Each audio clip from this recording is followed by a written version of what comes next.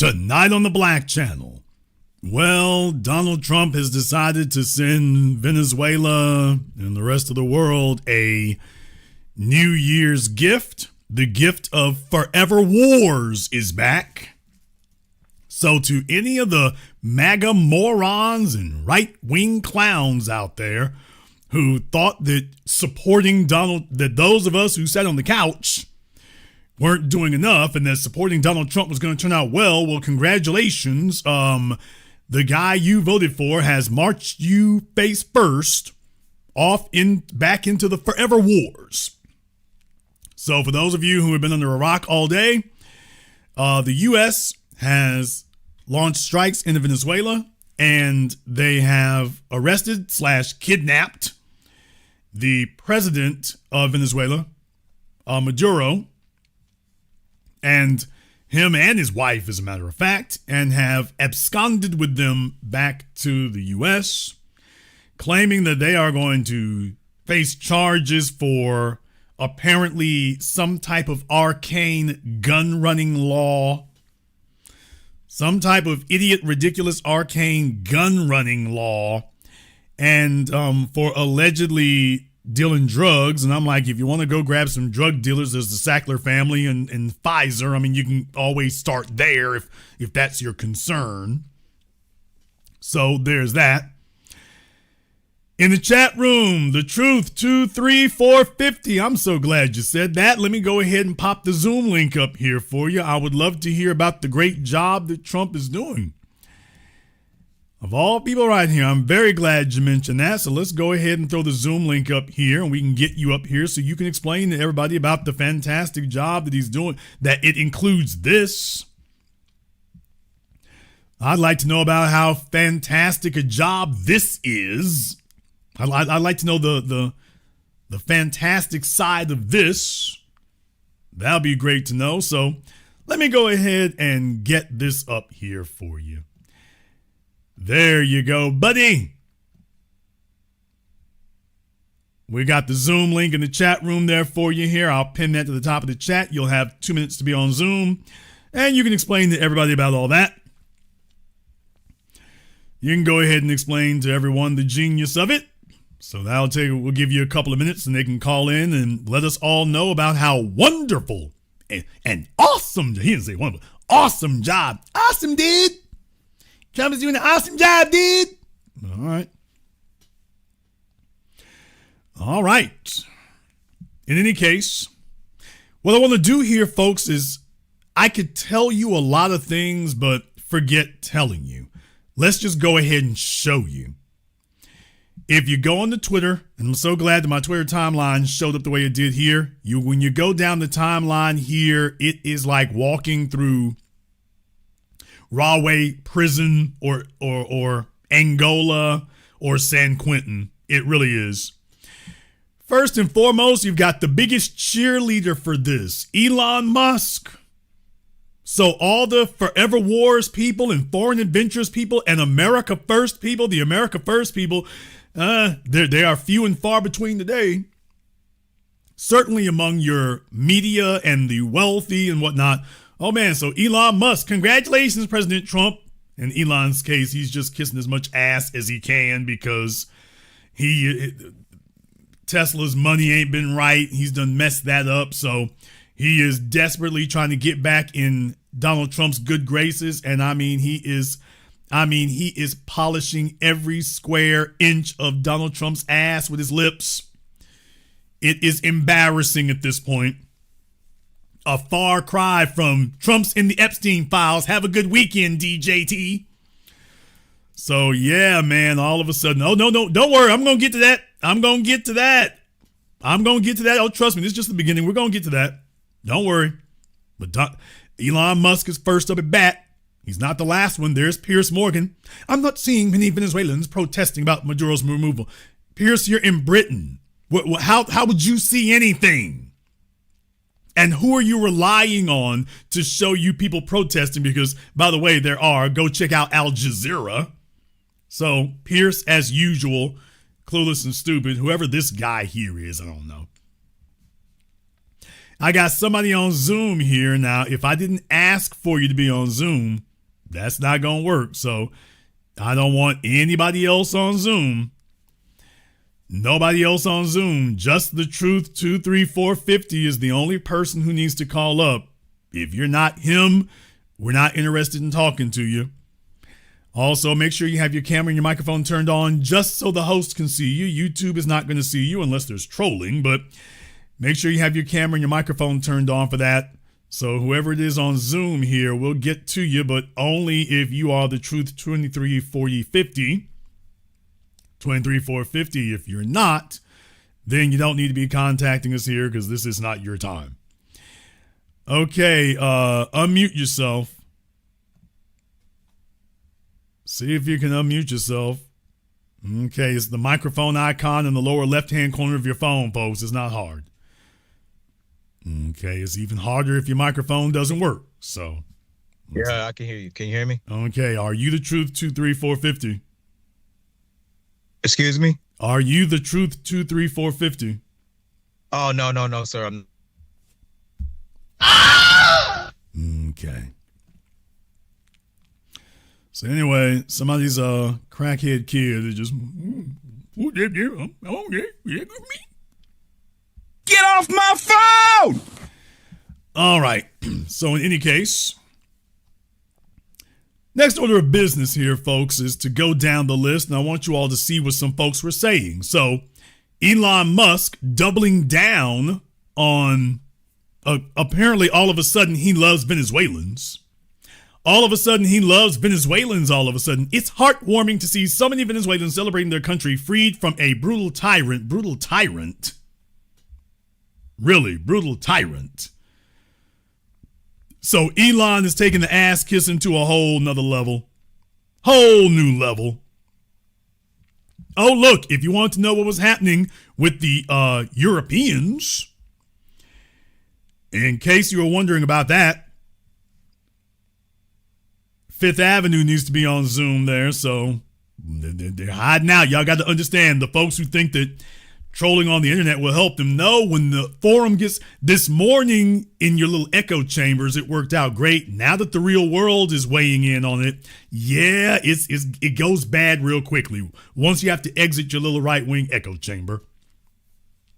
But for anyone who thought the Europeans were any better, just in case you thought the Europeans were any better, here's Emmanuel Macron, president of France, a place that without Africa is a third world country, but that's a different discussion.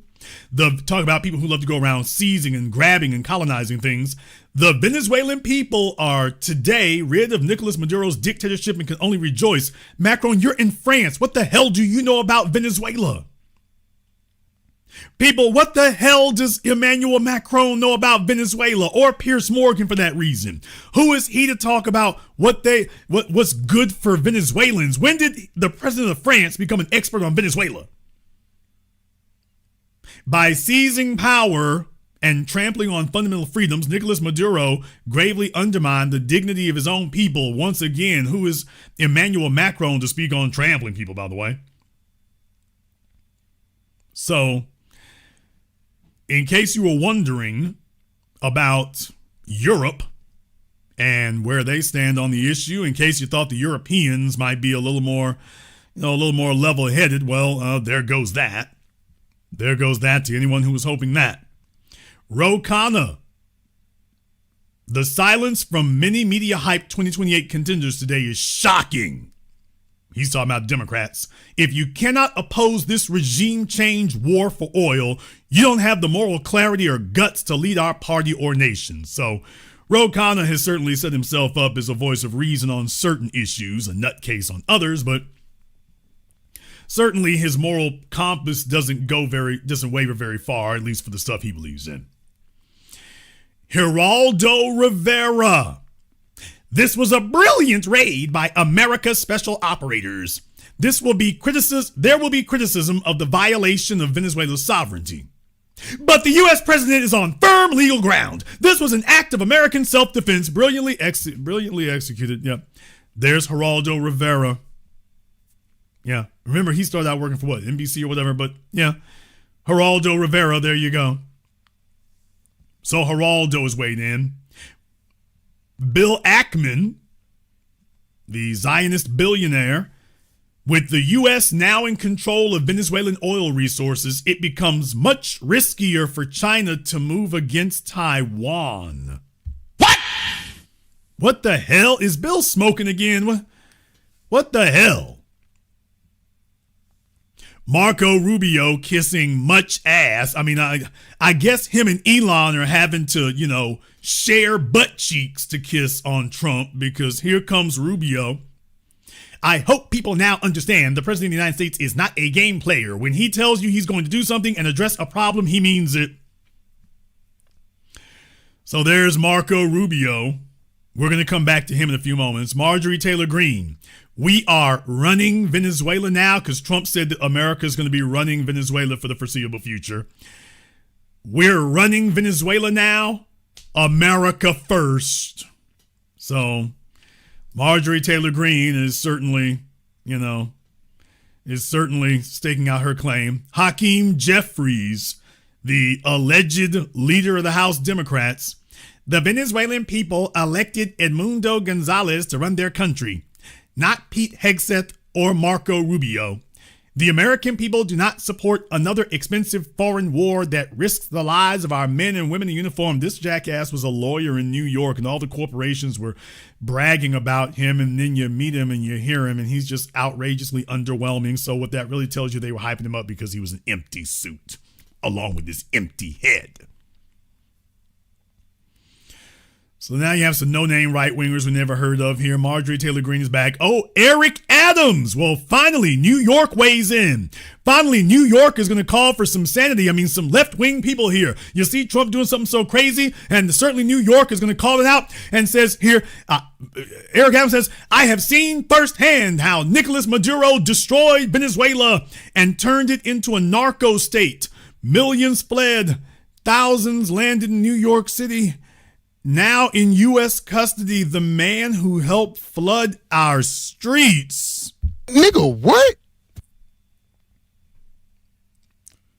Now in U.S. custody, the man who helped flood our streets with fentanyl is finally being held accountable. American lives were destroyed because of him. President Donald Trump's actions hit the cartels where it hurt. Eric Adams is campaigning for something. Now that he's no longer mayor of New York, he's obviously campaigning for something. I don't know what it is. Chief Dog Catcher starting to campaign for something. I don't know. I mean, he's probably campaigning for a Fox News gig. Eric Adams is probably campaigning for a Fox News gig. If you want to know my prediction at this point. Okay, Senator Susan Collins. Nicolas Maduro is a narco-terrorist and international drug trafficker, according to whom? Who has been indicted twice in U.S. courts and who should stand trial in this country. I was personally briefed by Secretary Rubio this morning. While there is still much we don't know, this mission appears to have been a limited scope operation. So Susan Collins, so much for your, lightweight Republicans. So much for them. When it comes to wars, people, everybody gets in lockstep. Well, right below this, though, I think is Letitia James. All right, Letitia James. This one will finally be dependable out of New York for a damn change. Since we can't count on the former mayor of New York, at least in the case of Letitia James, she's been hacked at by Trump. He's been going at her legally. There are blood enemies here. So fortunately, Big Tish James is going to weigh in and put Trump in his place about this illegal operation down in Venezuela. So glad to hear. Nicolas Maduro was a brutal dictator. Oh, please. What? Nicolas Maduro was a brutal dictator who caused the people of Venezuela pain and suffering. My thoughts and prayers are with the people of Venezuela here in New York and abroad. And when I said abroad, you might think I'm talking about Big Tish. I guess that's a double entendre. Yeah, folks. Okay. Donald Trump's arch enemy just witnessed an illegal military operation that overthrew a government, and the response from the chief law enforcement officer of New York is 2 thumbs up. So I don't know where among the liberals you're looking for backup, but other than Ro Khanna, you don't have any. Mike Pence, didn't Donald Trump try to kill your ass on January 6th? Didn't Donald Trump try to wipe your ass out? Well, folks, obviously, Donald Trump's biggest political enemies are not holding too much of a grudge. That's very important. This is all very convenient that Donald Trump's biggest political enemies are not holding too much of a grudge. So, yeah, he has brought the country together. For years, the people of Venezuela have suffered under the socialist dictatorship of Nicolas Maduro, enduring deprivation and violence at his tyranny. As his tyranny, drug trafficking, and corruption dominated this once prosperous country. Now, thanks to the decisive leadership of President Donald Trump and the courage of our armed forces, Maduro is gone and freedom can be restored for the people of Venezuela. So, folks, Mike Pence is officially over the insurrection of January 6th. He is officially over it. And he is back being a Trump man. So, for anybody who thought that Mike Pence was holding a grudge about that little January 6th thing where they were going to, try to march in there and lynch you, folks, he's over it. So, you better not hold a grudge about it because clearly he's not holding one. He just said, he did the whole ass-kissing administration thing, the decisive leadership of President Donald Trump. Decisive.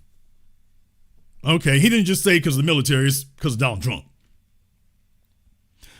The White House, so this is what you got here. So, all right. Keir Starmer, so in case you wanted to know what the UK thinks, Prime Minister. Keir Starmer said the UK has long supported the transition of power in Venezuela. We regard Maduro as an illegitimate president, and we shed no tears about the end of his regime. I reiterated my support for international law this morning. The UK government will discuss the evolving situation with U.S. counterparts. In other words, they ain't gonna do nothing. So there's Rand Paul. Socialism failed in Venezuela. Keep it out of America. Okay, Rand, what about the thing? Oh, look, the newly Israeli acquired CBS News. CBS News, which is now owned by the Israelis, and what do you know? They think that this is great. So the Israeli broadcasting system, formerly known as CBS, well, CBS says this is great. So if you want to know what the Israeli media thinks, yeah, the Israeli media thinks this is fantastic. This is fantastic. So, anyway, Brian Schwartz, in case you were wondering here, Brian Schwartz, he's somebody. But this is what he said. Wall Street is already at the ready post Nicolas Maduro's capture by U.S. forces. About 20 business leaders, including those from some of the top hedge funds and asset managers, are preparing to go on a March trip to Venezuela to look at investment opportunities there, including in energy and infrastructure. And this is from the Wall Street Journal, people.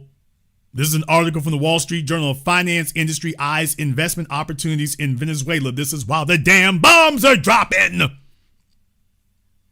This is during the bombs dropping. So people, this is imperialism, war as an economy. We want to talk about Western civilization. Okay, you can start with the Romans. War as an economy. If you have failed as a leader, mobilize your army and go snatch other people's resources and add it to your economy, and we'll call that economic development. If you have utterly failed as a leader among your own people, then you go gangster and snatch other people's stuff, and you'll call that an economy. Van Jones, of course, is tacitly insecure. I fear this is a green light for Putin to kidnap Zelensky and China to do the same thing in Taiwan. So there you go. There's that. Aaron Rupar, John Kasich, so former U.S. politician here. He's certainly some of the old guard is very, very, some of them at least are voicing their apprehension about this, that this sets a bad precedent, you think? Now, Zohran Mamdani, fresh into the mayor's office in New York, said, I was briefed this morning on the U.S. military capture of Venezuelan President Nicolas Maduro and his wife, as well as their planned imprisonment in federal custody here in New York City. Unilaterally attacking a sovereign nation is an act of war and a violation of federal and international law. Now, of course, I have my criticisms of Mamdani because he is a politician. But at least here, the biggest mayor of the biggest city with the biggest megaphone, while his predecessor, Eric Adams, is trying to figure out if he can man-whore himself into a new side gig. At least Mamdani came right out the gate sounding just like the person that New York voted for. This blatant pursuit of regime change doesn't just affect those abroad. It directly impacts New Yorkers, including tens of thousands of Venezuelans who call this city home. My focus is their safety and the safety of every New Yorker, and my administration will continue to monitor the situation and issue relevant guidance. So, at the very least, he's not taking out the pom-poms and jeering. Admiral Mike Franken, what if some nation captured our president and whisked him away? Can we get that in writing? Damn! Yeah, is there a nation offering to do it? I'll sign the papers now. I don't even know where they're taking him, but are you taking him, quote, away? Okay, just promise me you will take him far away. All right, where do I sign? Oh, and then there's this. Then there is this, for those who didn't know. In terms of other countries that want oil, of China and Russia, Russia when we get things straightened out. But in terms of other countries that want oil, we're in the oil business. We're going to sell it to them. We're not going to say we're not going to give it to them. In other words, we'll be selling oil probably in much larger doses because they couldn't produce very much because their infrastructure was so bad. So we'll be. Okay, so just in case you all were guessing or wondering if this was a repeat of the Gulf War, of the Iraq War, the war for oil, just in case you thought folks were lying. And it goes on even further. I got some clips for you all to hear. And it goes also to the United States. You referenced boots on the ground earlier. Can you just sort of button this up? Do you envision the U.S. military having a presence in Venezuela as the U.S. runs that country? No, we're going to have a presence in Venezuela as it pertains to oil because we have to have. We're sending our expertise in. Well, I don't think it can be any more clear than that. Look at Marco Rubio holding his head in shame, but. By the way, folks, in case anybody was saying this sideways, no, we went from, of course we're not invading Iraq for oil, to, of course we're invading Venezuela for oil. You referenced boots on the ground earlier. Can you just sort of button this up? Do you envision the U.S. military having a presence in Venezuela as the U.S. runs that country? No, we're going to have a presence in Venezuela as it pertains to oil because we have to have. We're sending our expertise in. So you may need something, not very much. But no, we're going to be taking out a tremendous amount of wealth out of the ground. And that wealth is going to the people of Venezuela and people from outside of Venezuela that used to be in Venezuela. And it goes also to the United States of America in the form of reimbursement for the damages caused us by that country. So I want to thank you all very much. Thank you. Do you have one? Yes. Now, some of you may be wondering, damages caused by, what the hell is he talking about? Maybe he means the drug thing. Oh, no, folks. No, that's not what he means. No, he means good old-fashioned imperialism and colonization is what he means. Case in point, back on December 17th, this is what Trump was saying. So he was already prepared to do this. He was just waiting for the new year to come. This is what he was saying back on December 17, 2025. Yeah, what was that? Getting land, oil rights, whatever we had, they took it away because we had a president that maybe wasn't watching. But they're not going to do that. We want it back. They took our oil rights. We had a lot of oil there. As you know, they threw our companies out, and we want it back. Did you hear that? They took our oil rights. We had a lot of oil there. We had a lot of oil. That's Venezuela's oil. You didn't have anything. That's Venezuela's oil. We had a lot of oil there. They threw our companies out, and we want it back. They took our oil rights. We had a lot of oil there. They threw our companies out, and we want it back. Now, let me explain something to you all. Donald Trump told the Chinese that they had to divest of TikTok, a Chinese company that they lawfully owned. And he told them that they couldn't keep it. So he threw the Chinese out of their own company. Now he's telling you that he has the right to throw the Chinese out of America, but that Venezuela does not have the right to throw America out of Venezuela.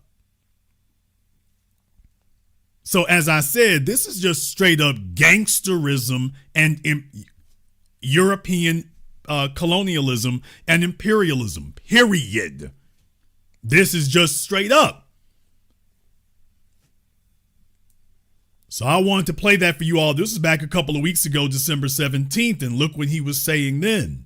Oh, he was firmly focused on the oil and the resources then, because that's how you dominate people, is keeping them impoverished. If you control their resources, you control who eats. And if you can control who eats, you control everything, which was the whole point.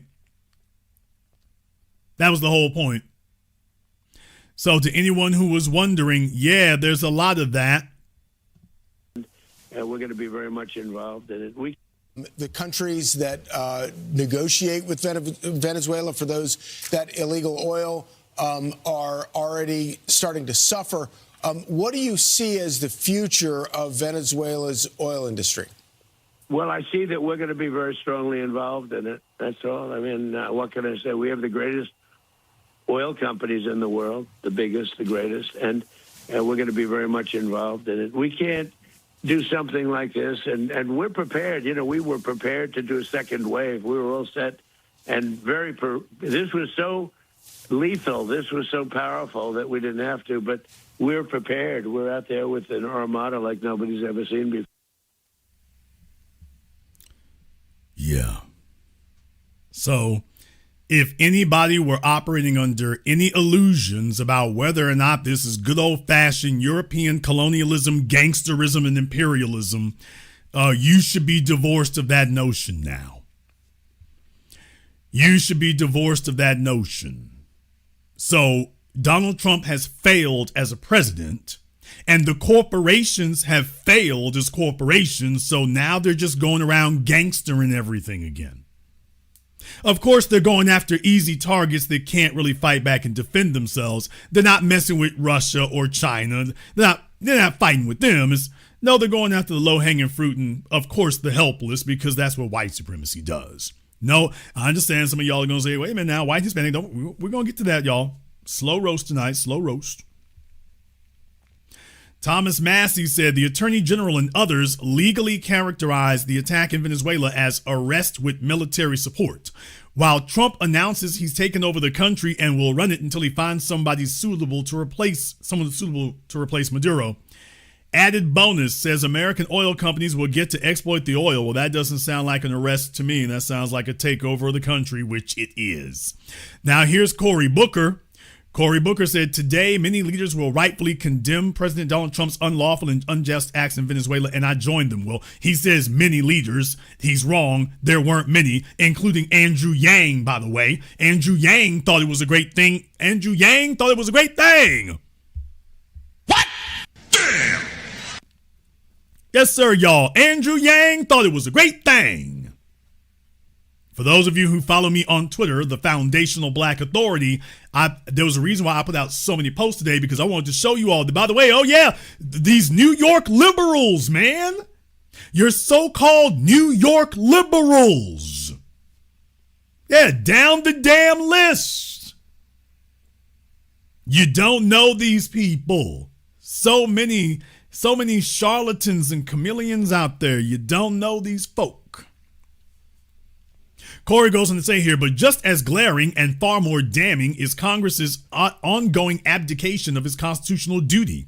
For almost a year now, the legislative branch has failed to check a president who repeatedly violates his oath, disregards the law, and endangers American interests at home and abroad. Time and again, Congress, now led by Republicans, has chosen spineless complicity over its sworn responsibilities. Well, you Democrats aren't doing any better. From the reckless leaking of classified information that put American troops at risk, to the illegal use of military force destroying vessels and killing people in the Caribbean and the Pacific without congressional authorization, there has been a stunning absence of accountability. No hearings, no serious investigations, no enforcement of checks and balances, no accountability. And he goes on and on and on. Enough is enough, all right? Enough damn talking. You ain't doing nothing. Nothing at all. Oh, y'all, back to CBS News, brought to you by the Israeli government. So CBS wants to let everybody know how great this is. Can't you all see the throngs of people here? Why, I count fully a dozen folk here. CBS tells you there's millions out there. I'm like, okay. All right, these are the heroes of Venezuela, obviously. Can't you all see that they took to the streets by the tens of thousands? By the tens. Okay. I thought they took to the streets by the tens of thousands. In reality, they took to the streets by the tens. But CBS News, okay, their job now is the corporation that rubber stamps whatever Trump does. Whatever Trump does, they're rubber stamping it. So, yeah, they're in the streets by the tens of thousands, yeah. Geraldo is back here again. So, yeah, Geraldo's not taking any time off. So what this tells you is that this was supposed to be a gift to the Latino community. So for all the stuff that Trump has done, this is going to get a lot of the Latino media people, Latino influencers. This is really intended to get a lot of them on board. And for the old guard, it will work. For the new, I'm not sure, although I wouldn't be surprised if it works. But by the way, yeah, you can tell this was a gift to the Latino community.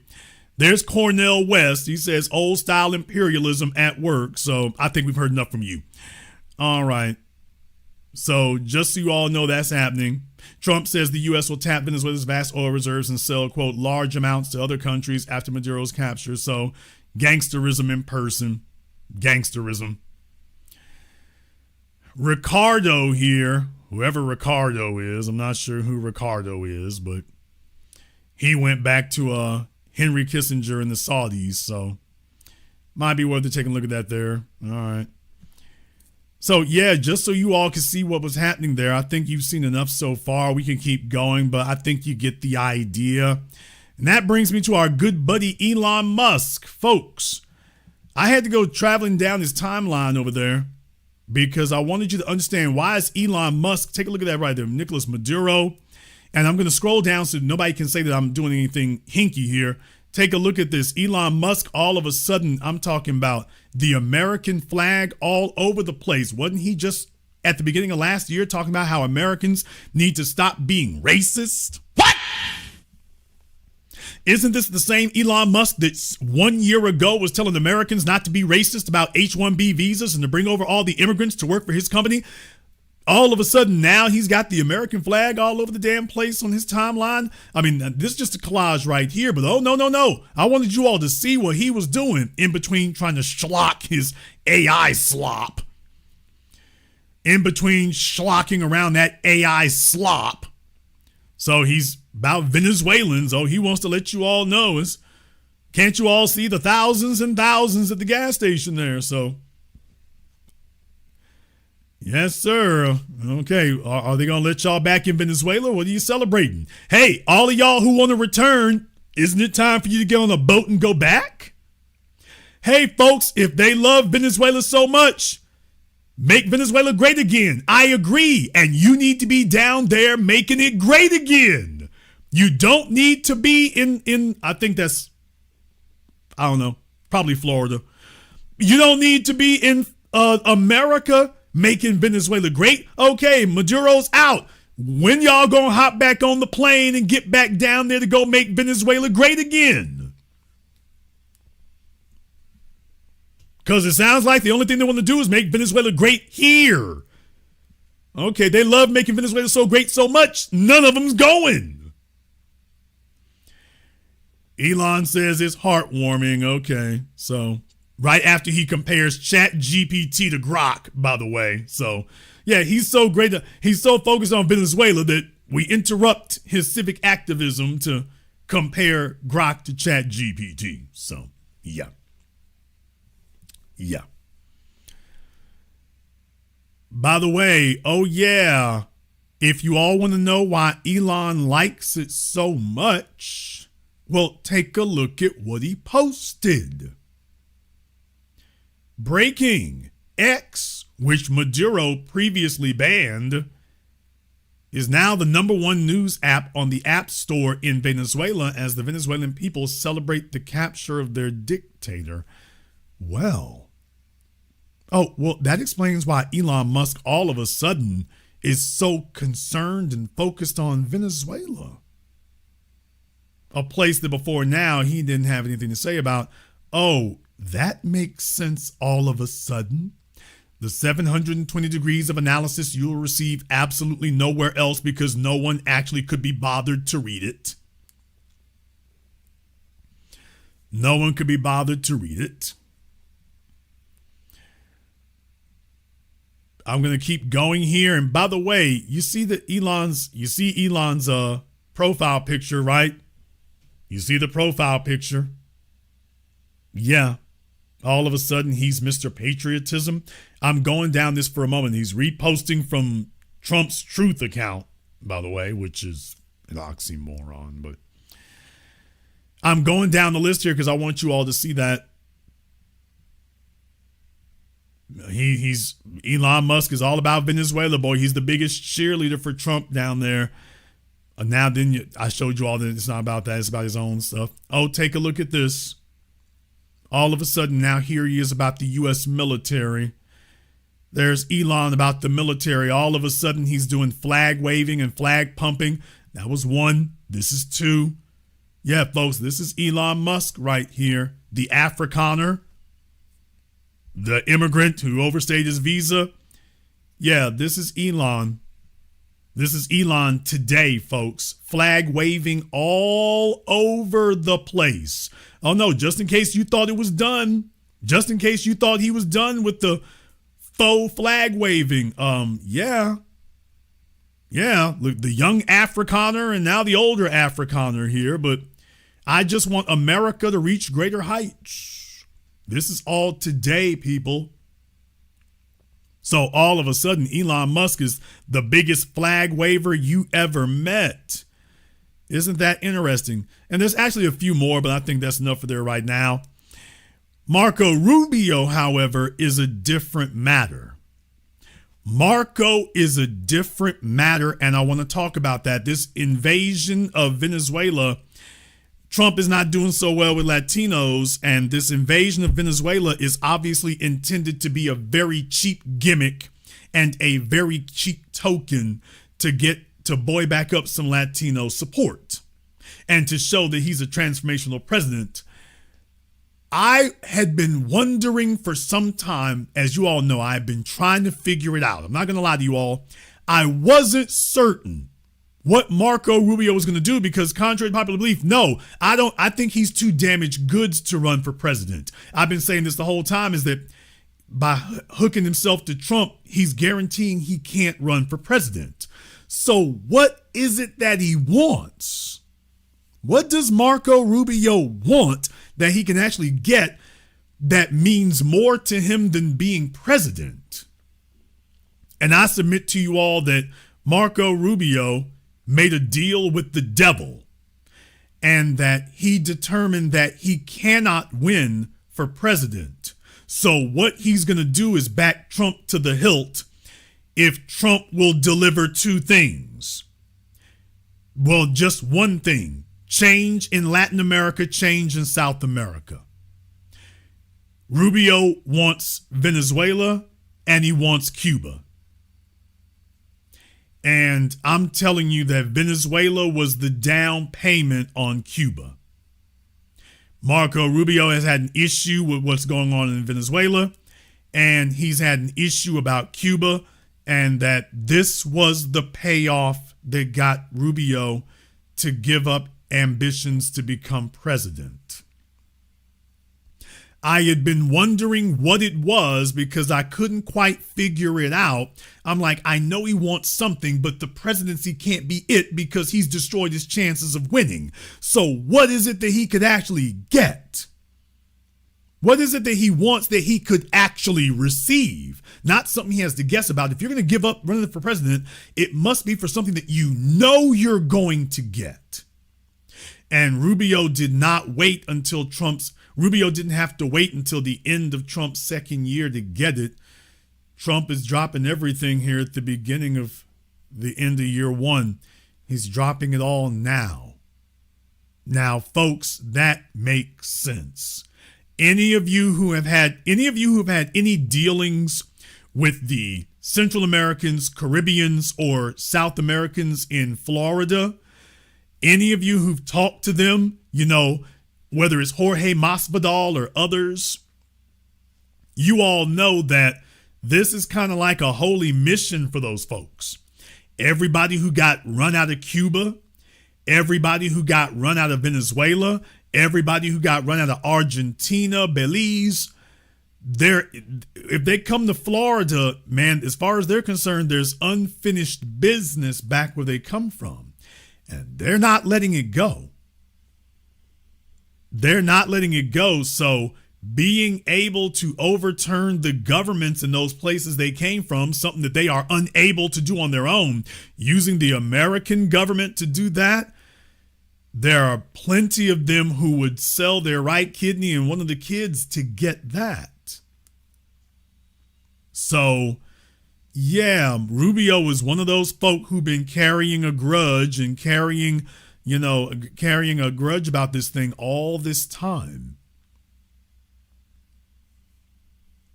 And yeah, I was wondering what it was they had bought him off with, because I was like, the presidency isn't it. You gave that up. I had wondered what it was they were offering him. And it wasn't really clear that they were going to make a move on it, but very obviously, no, they were intending to do that. So that was the reason he stuck around all this time. He must have had assurances all this time that they were definitely going to make a move. It'd be controversial, it'd be messy, and it would overturn the table in Venezuela. And if you are the government of Cuba right now, you are very worried, and you should be. If you are the government of Cuba right now, you are very worried, and you should be.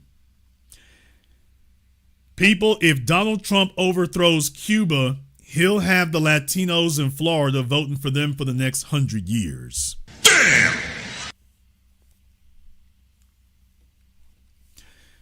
If you want to know why the Republicans would be in favor of that, is because for the state governments, they wouldn't have to take accountability for it. Donald Trump is at the end of his term and he can't run again. And if he overthrew Cuba, he would have the Latinos in Florida voting Republican for the next century. They would literally forgive everything that America has done. Now, I'm not going to say they can necessarily speak for Central America, South America, but they will become his biggest cheerleaders, and the Republicans will essentially be able to do no wrong if they're able to get them to overturn that.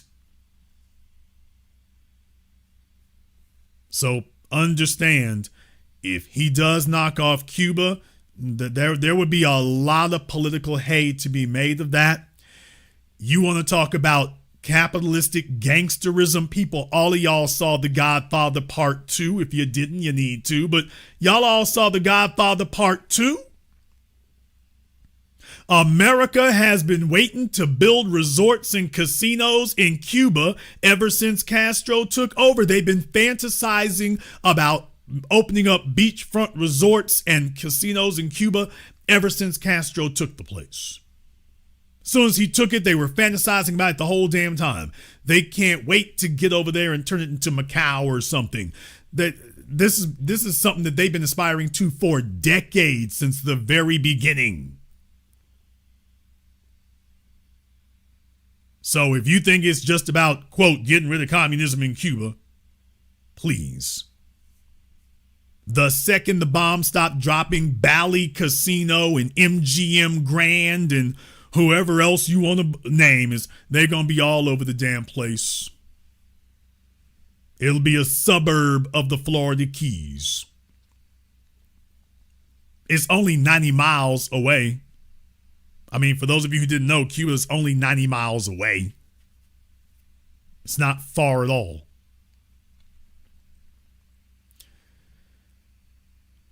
Elon Musk talking about, I support this. So this Marco Rubio realizing he's going to be president of Venezuela, governor of Cuba, and the Shah of Iran. And Elon says, I support this. So now we know what it was they offered Rubio. If he could not be president, then have the president do the one thing that matters to him most. If he doesn't get to sit in the White House and do it himself, as long as they'll allow him to help them do it, he'll be on board. So now we know what it was. Cuba better watch your neck. Watch your neck, Cuba. Watch your neck.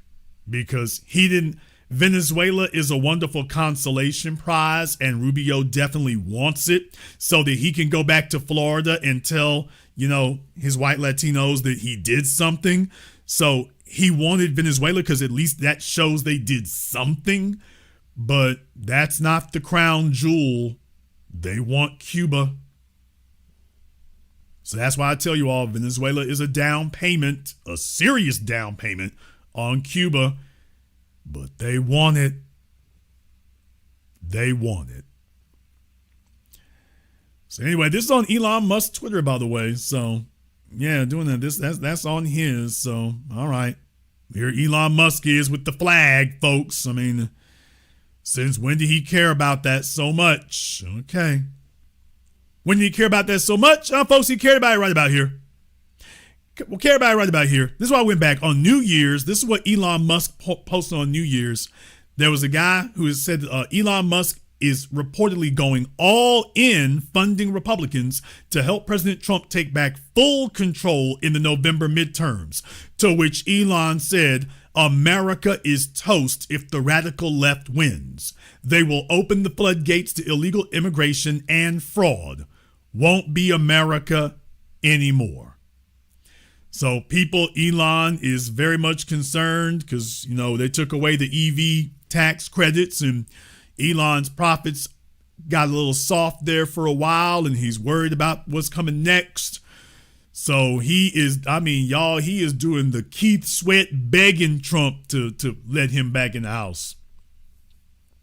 Y'all thought Keith Sweat was bad about begging them broads. Take a look at Elon Musk. So he's letting y'all know, he is all in on the Republicans. Remember when I did my program, we just did our year in review for those of you who joined me on New Year's night. Remember when I told you that Elon Musk was threatening to start another political party? Remember that? Hey, folks, how'd that go? Remember when Musk said that he was threatening to start another political party? Go listen to my program when I talked about that. By the way, did I call it or did I call it? Yeah, did I call it or did I call it? So, yeah, so much for that. So much for starting his own party there, That didn't last very long. That didn't last very long at all. And he's still in the doghouse, by the way. Trump is not, cheering him on or anything. He's still in the doghouse. Still in the doghouse. Now, I've got some folks over here on Zoom. I'm wondering who is there. Let me check and see. First of all, we got Guillermo is on Zoom. Let me get Guillermo up here. And by the way, for everybody on Zoom, just make sure you don't have any trolling issues. Make sure you have your camera and microphone turned on.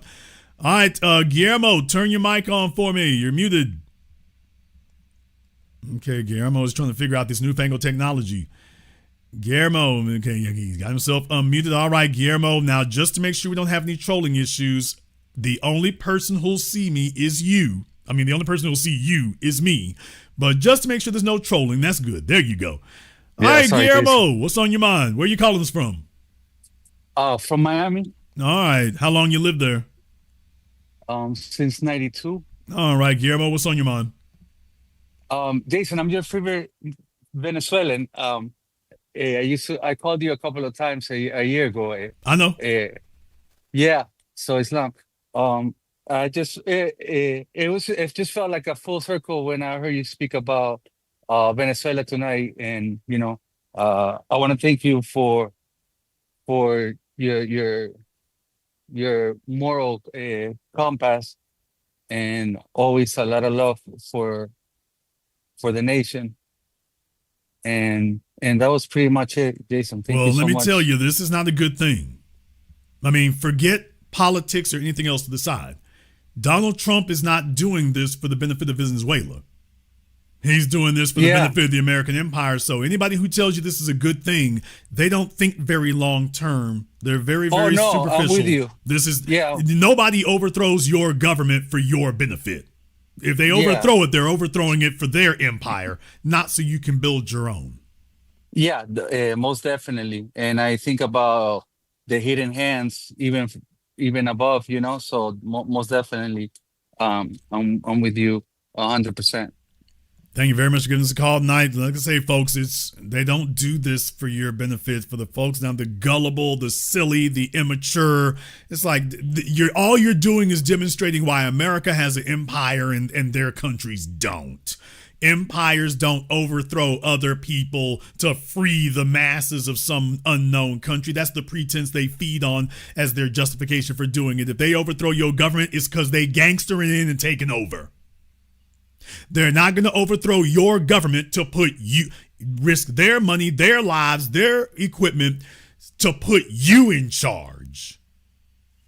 If they come through that door and knock off your government, it's because they will be the new government. They're not going to knock off your government so you can be the new government.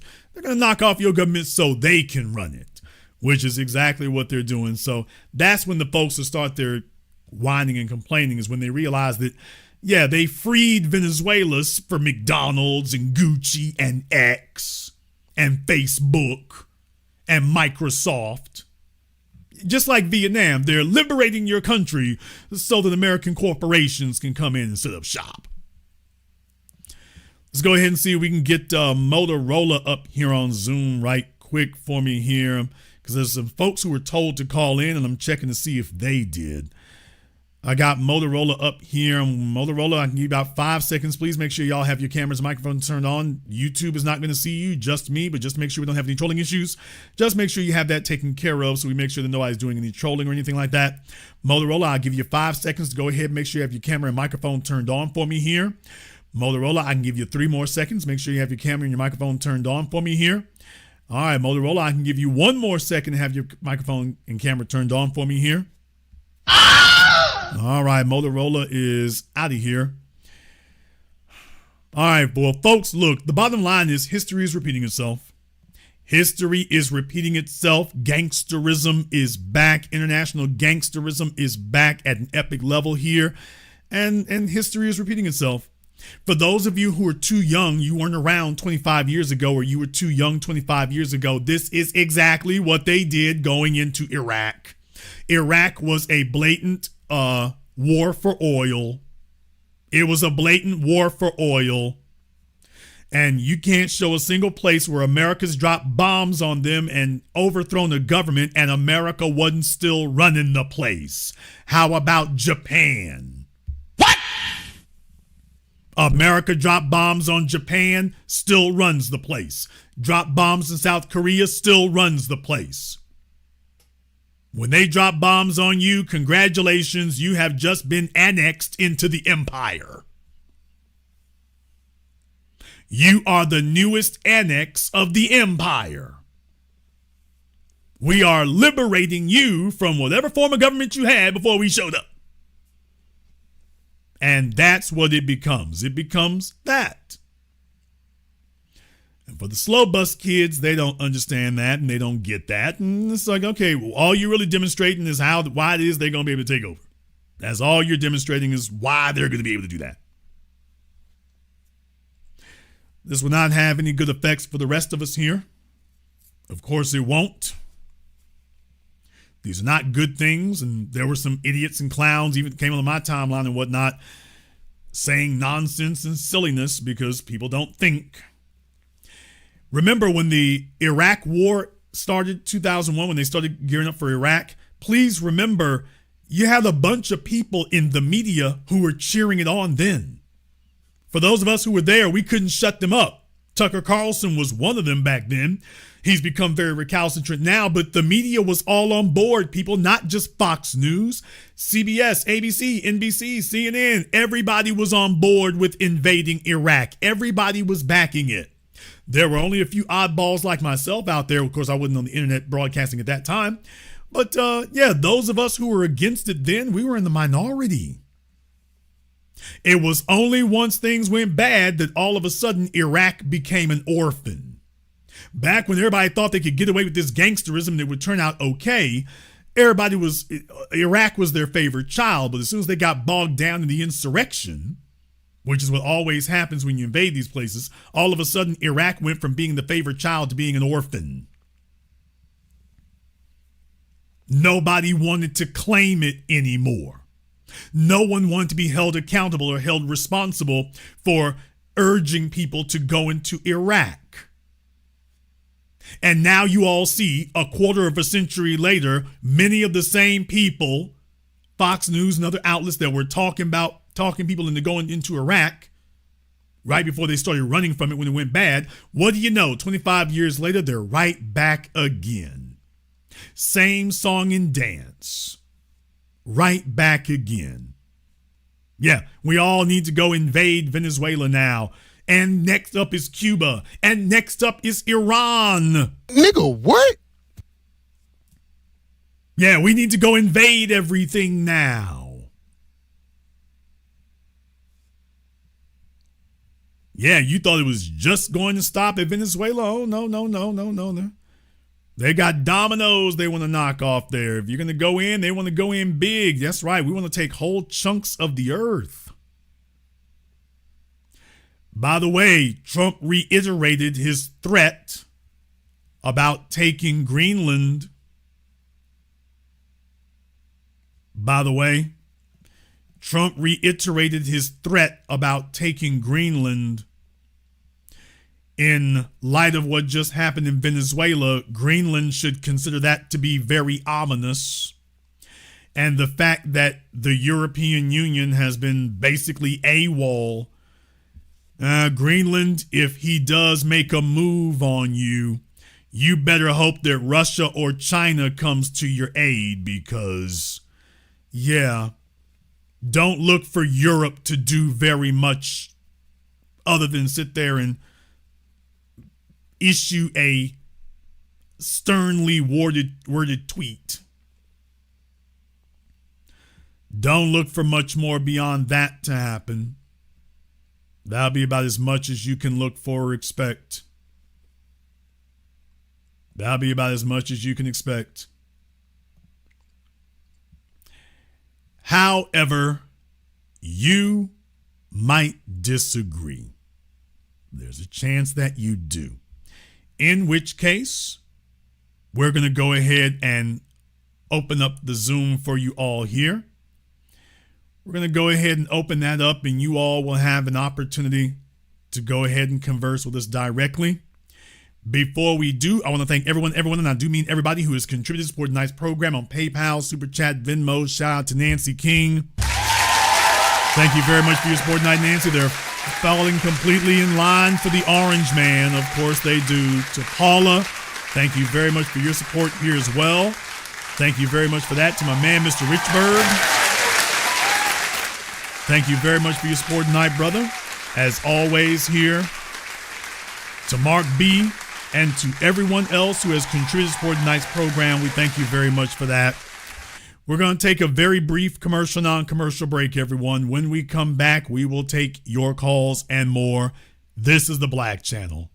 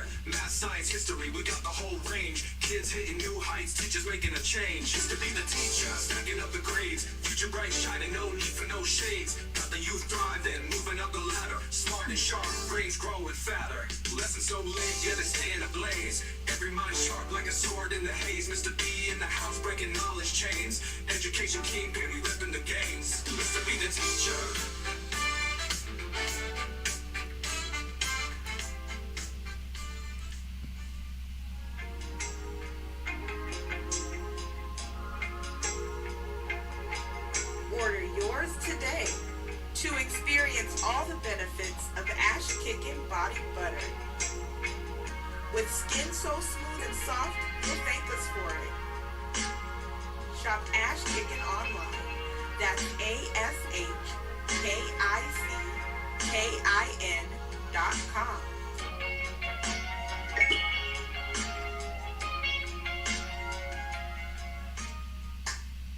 Hi, this is Brenda Starr, creator of Poetry with a Purpose and author of the book Pressed But Not Crushed.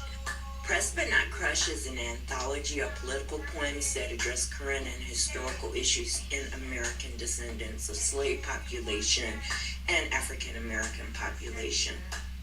The book describes slaveries and its residuals, Jim Crow segregation, social depredation, and other relevant issues to American descendants of slaves and African Americans, including the current political climate that does not address our issues.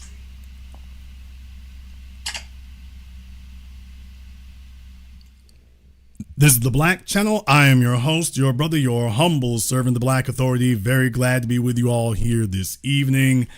And we are discussing the forever wars here for the folks who voted for Trump.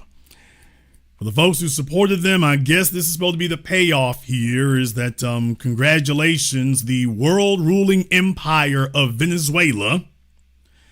The world-ruling empire and dictatorship of Venezuela. Congratulations, folks, for all of you. Remember, this is what you really voted for Trump for. You really voted for Trump because Venezuela was the real problem.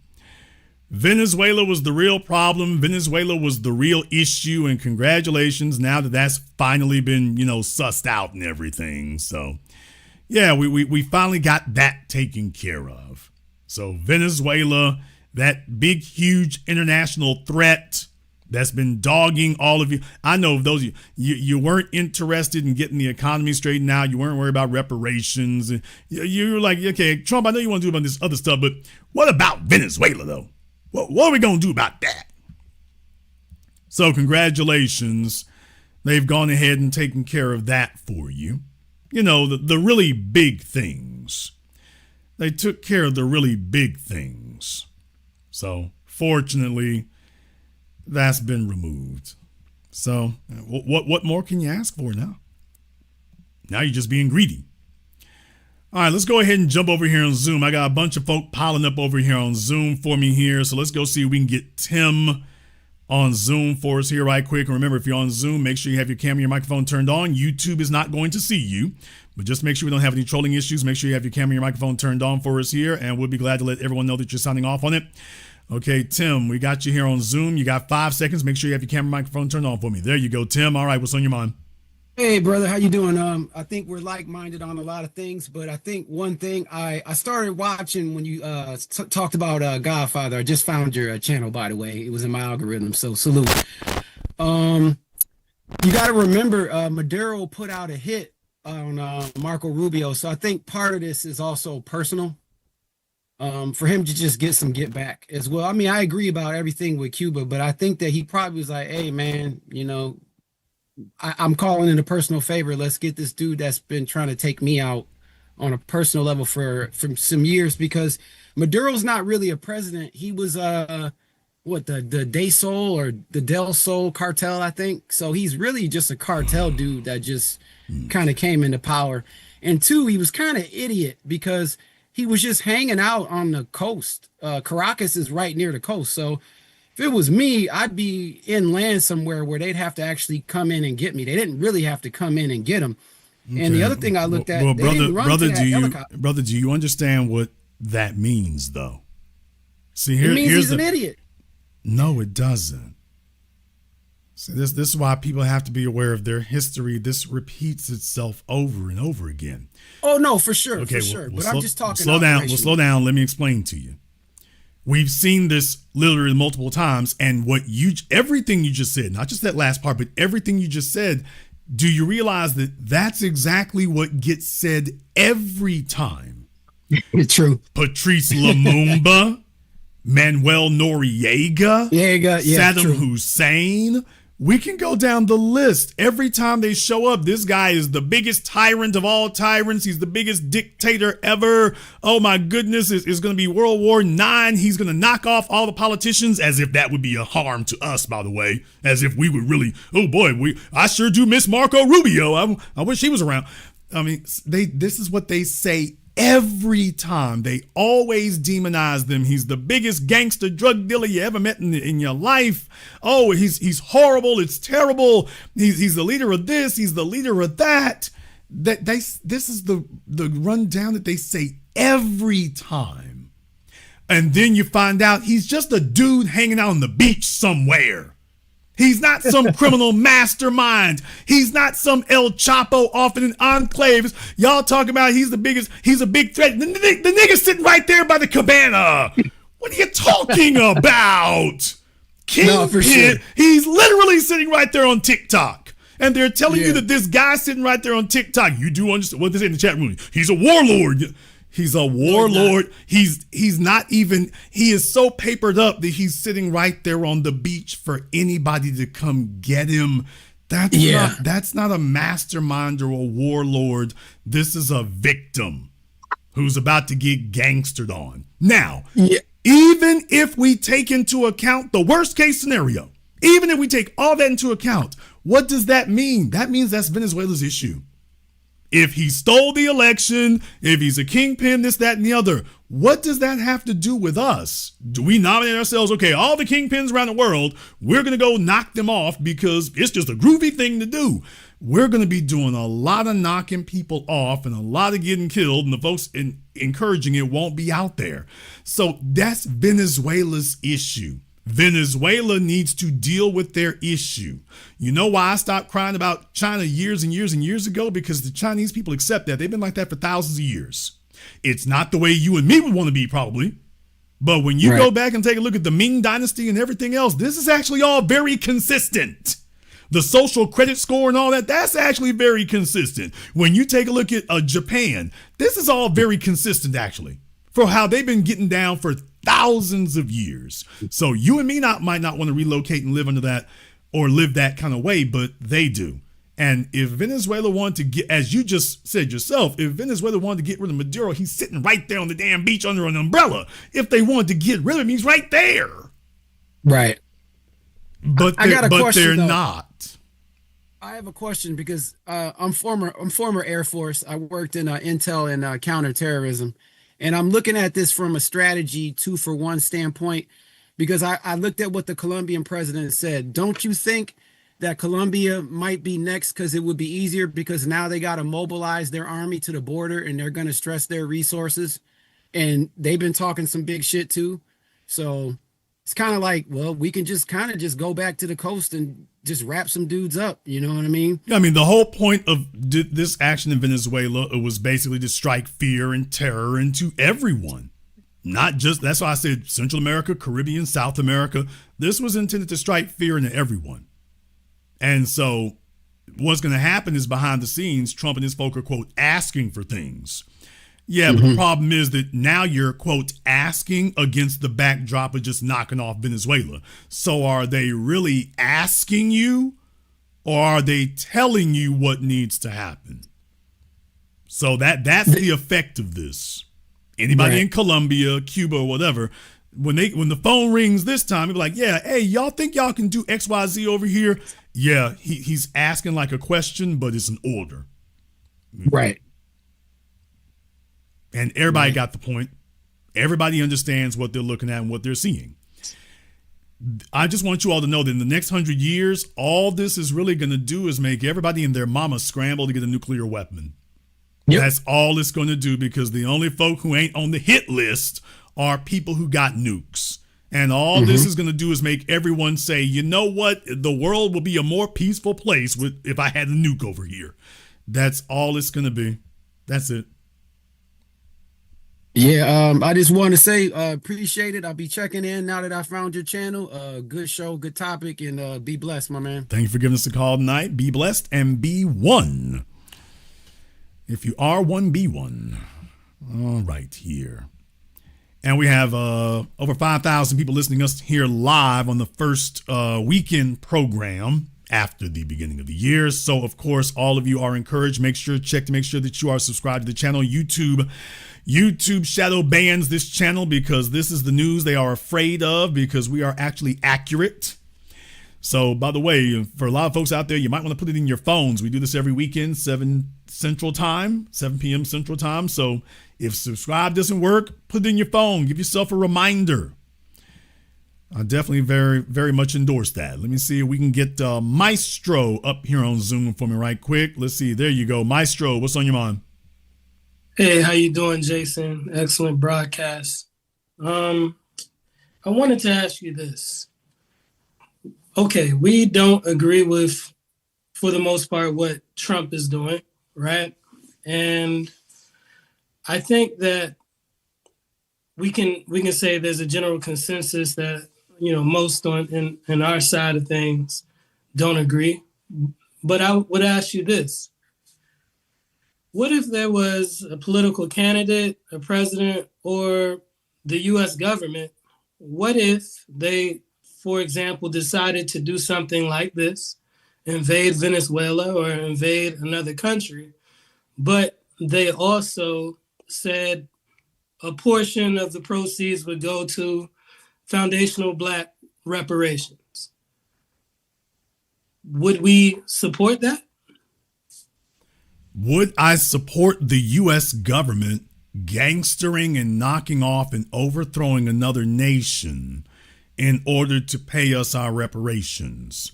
The short answer to your question is absolutely not, for 3 reasons. Number 1, we would lose our legitimacy if we did that. The whole reason why the world has stood behind us is because they know that we've been done wrong. And we have demanded justice on the terms of righteousness. And I'm not saying that in a religious context, but it fits. So if you do that, if you allow them to go get your reparations, not out of their own ass, but out of visiting injustice, they're going to fix injustice to you by visiting injustice on someone else, you just lost your legitimacy. Right then, right there. We will be seen as no better than them. And that's the worst thing that could happen. Our identity is our culture of resistance and justice. We cannot give that up for any reason. So no, the folks who stole it, we need to go search their pockets. They don't need to go mug somebody else. They got what they owe us right in their pockets. Number two, if you allow them to go gangster that off of somebody else, you now owe them reparations. What? You do realize that, right? If you let them do that, by the way, and all they're doing is taking the debt that should be at their feet and transferring it to you. And just like we've been waiting around all this time, those folks are going to come for us one day also. So, and do not think the U.S. government's going to block them when they do. Right. They'll be like, oh, well, y'all just got to work that out over there. That's what that'll be. And last but not least, we do not support injustice. We just don't. That is not something that we're going to get behind. That's not something we're going to do. We're not going to adopt that. What has made us so much better is we did not adopt the ways or the culture of the colonizer at their mindset, at their core, that that's the way you do things with people. So we rejected that. And as long as we do that, we're on the right track. Globally, we are respected globally because people know we would never do anything like that. Think about that for a few moments. They expect that out of Russia. And they expect them to do that. Nobody meets any of us and expects that we would do something like that. And that's why they respect us, not because of what we do, because of what they know we won't do. All right. Can I present two other hypotheticals? Sure, go ahead. Make them quick. All right. So the second one would be, say, for example, we are supporting a specific country. The one that comes to mind is Taiwan. And what if we sell our rights or protection of Taiwan to China, and the U.S. government funds our reparations from a portion of that? Will we support that? I know we don't own Taiwan, but we do back them. So that's why I'm saying that. That's the second hypothetical. Okay, well, once again, whoever it would be, I mean, unless something voluntarily happened, no. Okay. And Taiwan has no interest in rejoining the mainland. So that's true. There's no way that would be voluntary, so no. All right. And my last one is, what if it is a volatile issue? I've heard you speak on the show, a broadcast, about this before. We don't have a federal age of consent in this country. So what if a presidential candidate or a government said, okay, we'll institute a federal age of consent in the U.S. Constitution, and it's below the age of what we may seem acceptable, but the candidate is willing to fully support reparations for foundational Black people. Nigga, what? Okay, so you're talking about Epstein reparations? Is that what you're talking about? Well, I'm saying if there's something extraordinarily controversial that a political candidate supports, but they also support foundational Black American reparations. Okay, well, here's the thing. If there was some deviant, if Jeffrey Epstein was president and said, well, look here, if y'all will let me just do with your kids what I want to do with them, you can have reparations. First of all, the answer is a hard hell no. But second of all, think about that for a few moments. I mean, what are you giving away? Okay, so you get reparations if Epstein now has the legal right to go after your kids. Now he can do it legally? Is that what reparations is for? So I get your point as a hypothetical if they're asking for something that we would consider to be rather extreme. Like I say, age of consent is a hard no. You'd have to find something else. People, I mean, when he's asking legitimate things in that regard, how far are you willing to go for it? How much are you willing to accept? And the bottom line is, here's the real issue about it. The real issue is we don't have to do any of those. We don't have to compromise ourselves to get that. If we did, we've lost. If we have to turn ourselves into moral or political whores to do it, then we already lost. So how far am I willing to go? I'm willing to go upside their heads. I'm certainly willing to do that. Am I willing to compromise myself? No, because remember, brother, we would have to tell the children what we did to get it. That's true. Take a look at Nazi Germany. Take a look at World War II France. Take a look at all these places that did horrible things, and they're walking around with their heads in shame to this day. So there's reparations is a righteous debt that is owed to us, but if we become something disreputable in the process, we got to look at our kids and let them know, by the way, the plantations were built on blood money, and so are our reparations. The reason that would completely detonate what the goal of whatever you're doing. And I'll land my plane on this. The reason why I pose those questions is because I feel like that's coming. I feel like we will be posed with different options in terms of how we get reparations. Are we willing to compromise? And I want to, get certain things out in the ether, if you will, or the zeitgeist, if you will, in order for us to understand our lines that we're not going to cross. Well, I definitely appreciate that. Now, you got some very, very long dreads there. Yeah. So, which part of the Caribbean you folk from? You're all the way wrong about that, Jason. Really? You got dreads damn near down the ass. I mean, are you sure? Yeah, I'm positive. My mother was born in South Carolina. My dad was born in East Texas. My grandparents born in South Carolina, Texas. My grandparents fought in World War II for the United States of America. My dad walked on the DMZ line when he was in the military. I'm from the soil, brother. Okay, brother. Well, like I say, if you ain't a roster, you'll do till the roster gets here. So it's, well, he said he been growing that. You had been growing that for about 20 years. Well, actually, close to it, but maybe about. There you go. I'm about to say that's about 20 years of growth I'm seeing there. That's definitely over a decade. So, well, it turned out well enough. A lot of fellas out there look like they're losing it. So yours are pretty thick in that. Or did you sew in some? Tell the truth. No. This is no sew ins. Okay, this is all authentic. Okay, looks like you got about 4 times the number of follicles. Those are pretty thick too, as a matter of fact. He's got a lot of them, y'all. Those are pretty thick. Are you sure? Because this is like finding somebody with 40 teeth. What? Yeah. You got a lot of them. They ain't just thick. You got a lot of them. You sure you didn't sew nothing in? Okay. No, I don't do any of that stuff. I just let it grow, man. Okay. Well, those are good follicles. There is what you got. Yeah, that's those good genes, brother. That's what that is. Well, that's all right. Thank you very much for giving us a call tonight. We appreciate that.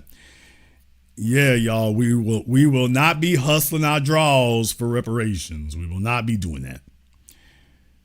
We will not be hustling our draws for reparations. All right, I got a bunch of folk here on Zoom, so let me go ahead and try to fly through some of these here. Let me see if I can get Zavon up here on Zoom for me right quick. All right, Zavon. Oh, more dreads, y'all. We got the dreaded folk up here tonight. Okay, let me get you to unmute yourself, Zavon. The microphone is in the lower left corner of your phone. If you're holding your phone, the microphone is over there. So unmute yourself. There you go. All right, what's on your mind? Yeah, all right. Peace to you, big brother Jason Black, and everything that you're saying. And then I read a book, some time ago. It was the economic hitman, and yep. Then the things that you're saying. They've been doing these things for like the past 40, 50 years. They've been doing it for the last 500. It's not 400. They've been doing this. Is what colonialism and capitalism was built on: gangster and people and colonizing. Yes, and yes, indeed, gangster. And they've been moving, and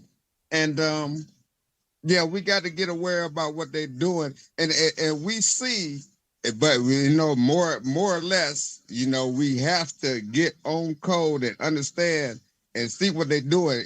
FBA, we understand what we're doing and we seeing it, but we didn't got behind the bar. It's been too many years.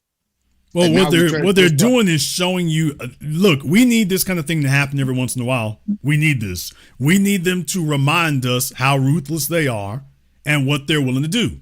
They have no concept of right or wrong, nor any respect for it. It is all about power. What they're doing in Venezuela, there's not morality involved in it. This is about, you got that, we gonna take that. Well, it's your country. Well, guess what, nigga, now it's mine. It's that, right? The same thing that they would give you 20 years in prison for. They want to give him a medal for the exact same, on a global scale, exact same thing. So we need them to remind folks every once in a while that this is who they really are. This is who they really are. And also, when we see these kind of things, we got to speak up to remind the world who we really are. Because when you talk about moral compass, we have always been against unjust wars. We have always been against that international gangsterism, colonialism. So this is the time for us to speak up because it reminds people who we are. Thank you very much for giving us a call tonight. We appreciate that. Let me see if we can get Brother Elijah up here on Zoom for me here right quick. Brother Elijah, what's on your mind? Hey, big brother Jason. Hey, big brother. Good evening. All right. Hey, brother. Before I ask my question, get straight to your question. All right. Look, you made a point. You was talking about this is a blood debt for you didn't say that word, but you said that this is this is something for Marco Rubio. I'm looking past Cuba at this moment. If they're gonna do this to Venezuela and Cuba is up next, from what it seems, what would make us think they're not gonna try to go after all of the islands within the proximity of America? I mean, basically, you've already got those under your dominion. I mean, you could officially annex them, but the real thing is about who you got control of. Remember, the empire now is not about creating more states or more real estate. The empire now is about having control and influence as wide and as broad as it can be. There's a reason why the South Pacific has always been a particular point of contention. America controls a lot of the South Pacific. That's what that's about. The whole problem with Ukraine and the whole reason why they allowed a coup to happen in Ukraine and then installed Zelensky, the whole thing is, if you take a look at it on the map, Russia is essentially surrounded by all of its former satellite states of the Soviet Union. Right. If NATO can get all of those former Soviet states, because you're not going to be able to overthrow the Russia. That's not happening. You can't go to war with them directly. They got nukes. And you're not going to be able to topple the government. That's not happening. And the people in the CIA can't do the usual tactics it does to foment dissent. Number one, the Russian people ain't going to go for it. Number two, the ones who do going to get shot. So immediately, because Putin doesn't play that. And the Russian government won't. However, you can't overthrow Russia, but you can contain it. So if you get all the states around Russia to be in league with NATO or the US, well, now you have effectively contained Russia physically. This is the reason why Putin was like, that he gave the famous "niet" means "niet," no means no. He told them, the Soviet Union, we're not going to try to put that back together, but you cannot attempt to recruit any of the former satellite states into joining the West or joining NATO. You cannot do that. Now, that was what they agreed to after the fall of the Soviet Union when Putin started putting things back together in the late 90s. You cannot do that. And for a while, they honored that, but slowly behind the scenes, Putin's been like, y'all are doing too much damn talking to these former folks. Y'all are talking to them way too much. And they kept doing it. And then when they put in Zelensky, it's like, okay, no means no. I'm not bull jiving. Y'all need to back the hell up. We see what you're doing. You need to stop it. Right. Because the problem is Russia could find itself, for example, in a landlocked situation. Right, shipping would be cut off from them in certain areas if you allow them to do that. So, no, they want things to be just like what it is, a bunch of broken up little states over there, no real, organization between them. And America was like, yeah, that works, but it'd work out better if we could isolate you. Right. So everything, the Cold War, the communist, everything since World War II has been about how do we box Russia in to prevent it from getting any bigger, any stronger. The exact same thing that they've been trying to do to China. It's the exact same strategy and policy in China. Get everybody in the South Pacific and all the other Asian, former Oriental states to be on America's side, and you effectively have China surrounded on all sides, which is why China has been gangstering its way for that South China Sea. They've been saying, no, South China Sea belongs to us. You're not gonna box us in and cut us off, and we can't even get ships out or anything. You're not gonna isolate us. You're not gonna do that. Right. So that's what it's about. The more America and the West attempt to box these powers in, the more they like, you know what? Y'all ain't the only ones got gangsterism going. You're not the only ones. That's what it's. Now you all understand what it's really about and what's really going on, and why you talk to the American media and you're getting half the story. In reality, oh, now it makes sense. Right. And brother, look, I listened to your broadcast, and I'm gonna land my plane with this one. I listened to your broadcast when you asked us in the audience, do you have any regrets about voting for Trump? And well, I mean, not voting for Trump, just however you voted. You know, just however you did it. Okay. Let me be very clear, and I'm saying this directly to you because I didn't get a chance to call in because I'm out here in Turkey right now. I'm going to be very honest. I completely regret voting. I'm not caping for the Venezuelan people, but I do not support or whatsoever any type of injustice. This was an act against humanity, and I completely regret it. I should have listened to what you said. Excuse me, when you gave me when you offered me to come down there to Atlanta when you was hosting it, but it was my niece's birthday, so it was just okay. Now we explain it. But here's the thing about it. I'm not so sure you need to do that either, and let me explain why. Yes, sir. A lot of folks, Elijah, do not listen until things get so bad they can't help but listen. Yes, sir. And protecting people from the consequences of their actions and slow rolling things, that doesn't get folks to listen today. So exacerbating the problem and showing them just how bad it can really get, now that gives people's undamned divided attention. Especially if you can hold their damn heads under the water and keep them there. Donald Trump getting into the White House is to show everybody that trust me, things can get real bad and we will step back and allow it to happen. Which is what previously was not occurring. We were sitting up here running interference and helping the Democrats get reelected. It's like, no, we're just going to step back now and let everything go to hell. Yes, sir. For a simple lesson to learn to everyone. Up until now, they have been transferring the debts and the problems and the hardship all to us. We're carrying all the burdens and all the debts, and everybody else is just sitting up here living lavish and living lovely. And what we have said now is that, damn it, no. If we cannot all be equally comfortable, we will all be equally uncomfortable. But this idea that we gonna be uncomfortable and everybody else is on the beach enjoying the shade, that's the thing we're stopping now. So Trump's ascension makes it where everyone is equally uncomfortable. Yeah, there's some folk cheering about Venezuela, but come Monday morning, you will all hear all that change. And when the internet wakes up, there's going to be a consensus that I'll be damned. You thought the right-wing civil war was bad before. Now you've let this occur. No, the America First people are going to be like, that's it. Yeah, we can't even pretend we didn't get took now. We can't even pretend that we didn't get conned. They told you that they voted for Trump because he was not a neocon. That George W. Bush, Dick Cheney type of Republican. That was the whole point. And in one weekend, he has marched them right off into neoconism. Yes, sir. Right off into it. And you cannot deny it or pretend it anymore. It's right there.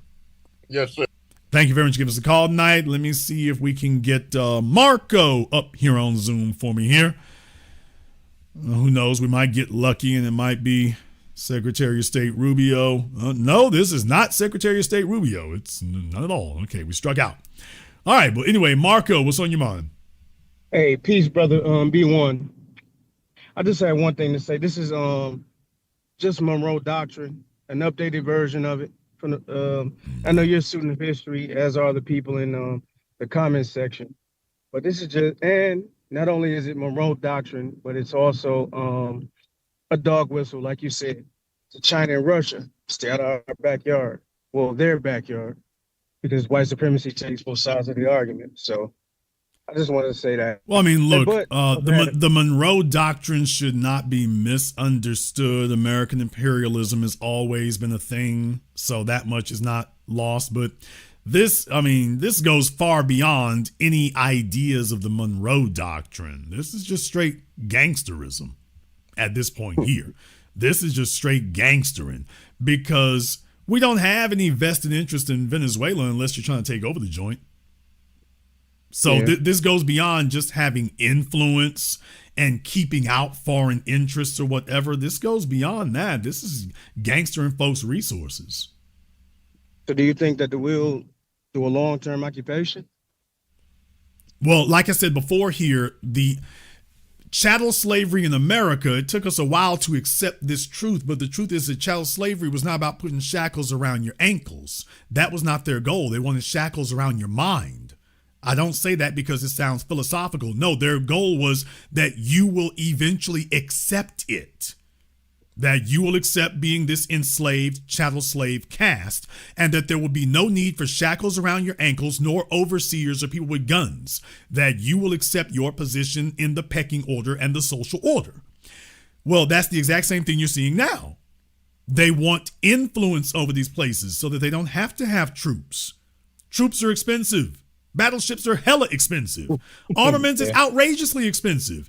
How do you conquer these folks and get them to do your bidding without having to do all that?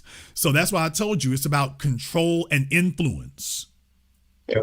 Those other mechanisms, that'll keep them in line. But that's the reason we're in debt now, is financing this outrageously massive military. So any more conquering going forward has to be without military occupation. It's too damn expensive. We're doing everything we can to keep Europe and Japan in line with the military. You can't afford to keep doing that everywhere. So how do you control them without troops on the ground? Chattel slavery, get them to accept it, get influence. Okay, you're going to drop some bombs, but we ultimately need them to get with the program.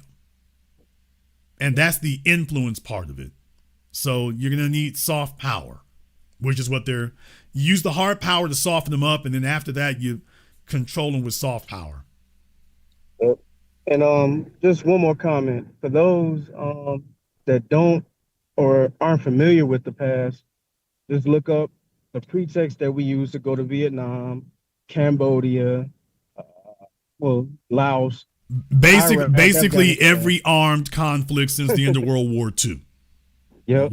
This became the American way after World War II. So it's literally every armed conflict, every so-called police action. Remember, that was Vietnam. Vietnam was not actually a war. That was called a war by the press. But in reality, Vietnam was a, quote, police action. So they come up with all kinds of new terms and whatnot for aggression. But basically, this is the inevitability of what we saw happen after World War II. And it took FBA, our efforts, to show the world that Vietnam was unjust. So I'll leave it at that. Thank you very much for giving us a call tonight. I mean, we showed them that, what they learned from it. All right, let's see if we can get Damien up here on Zoom for me right quick. Let me see if we can get Damien up here.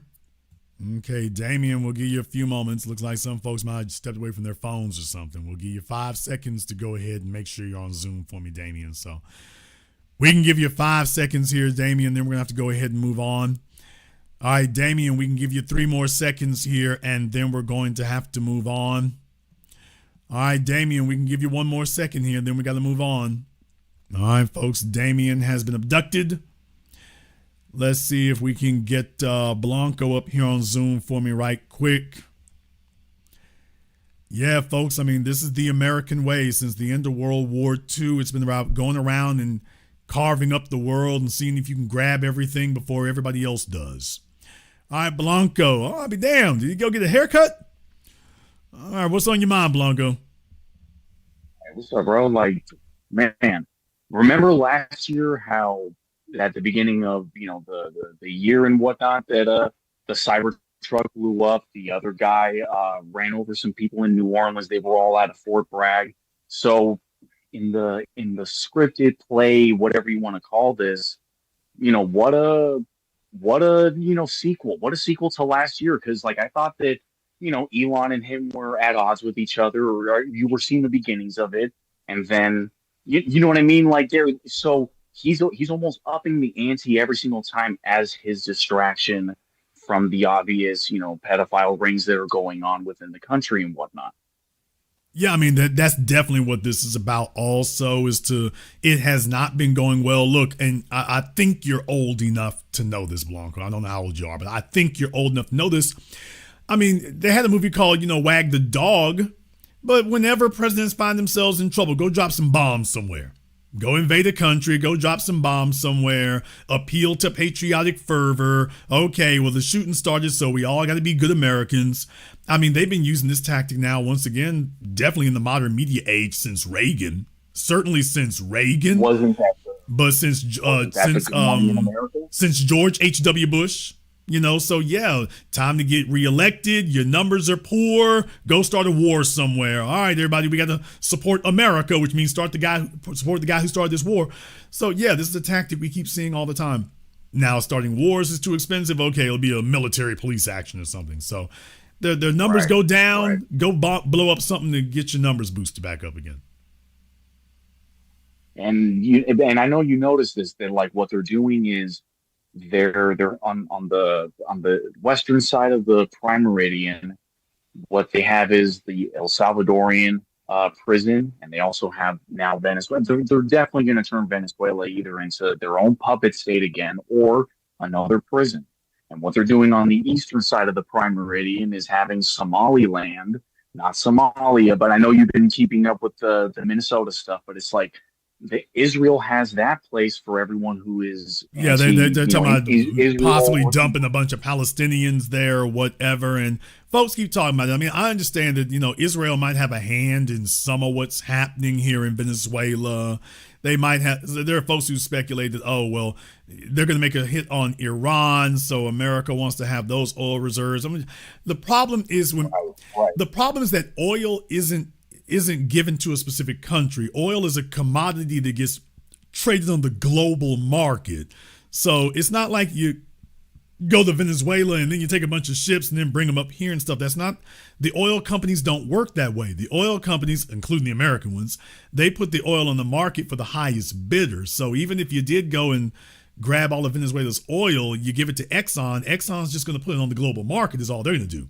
Now, of course, it gives them a reliable source to be able to refine from, but they're not going to refine it and then drop it off in Texas. That's not what's going to happen. And that's never been what's happened. Right. But there's a lot of folks out there who are, look, they're making a scramble on things, man. I mean, it's gangsterism from George W. Bush through Barack Obama. They chopped up the Middle East. They carved up the Middle East. Now they're carving up South and Central America.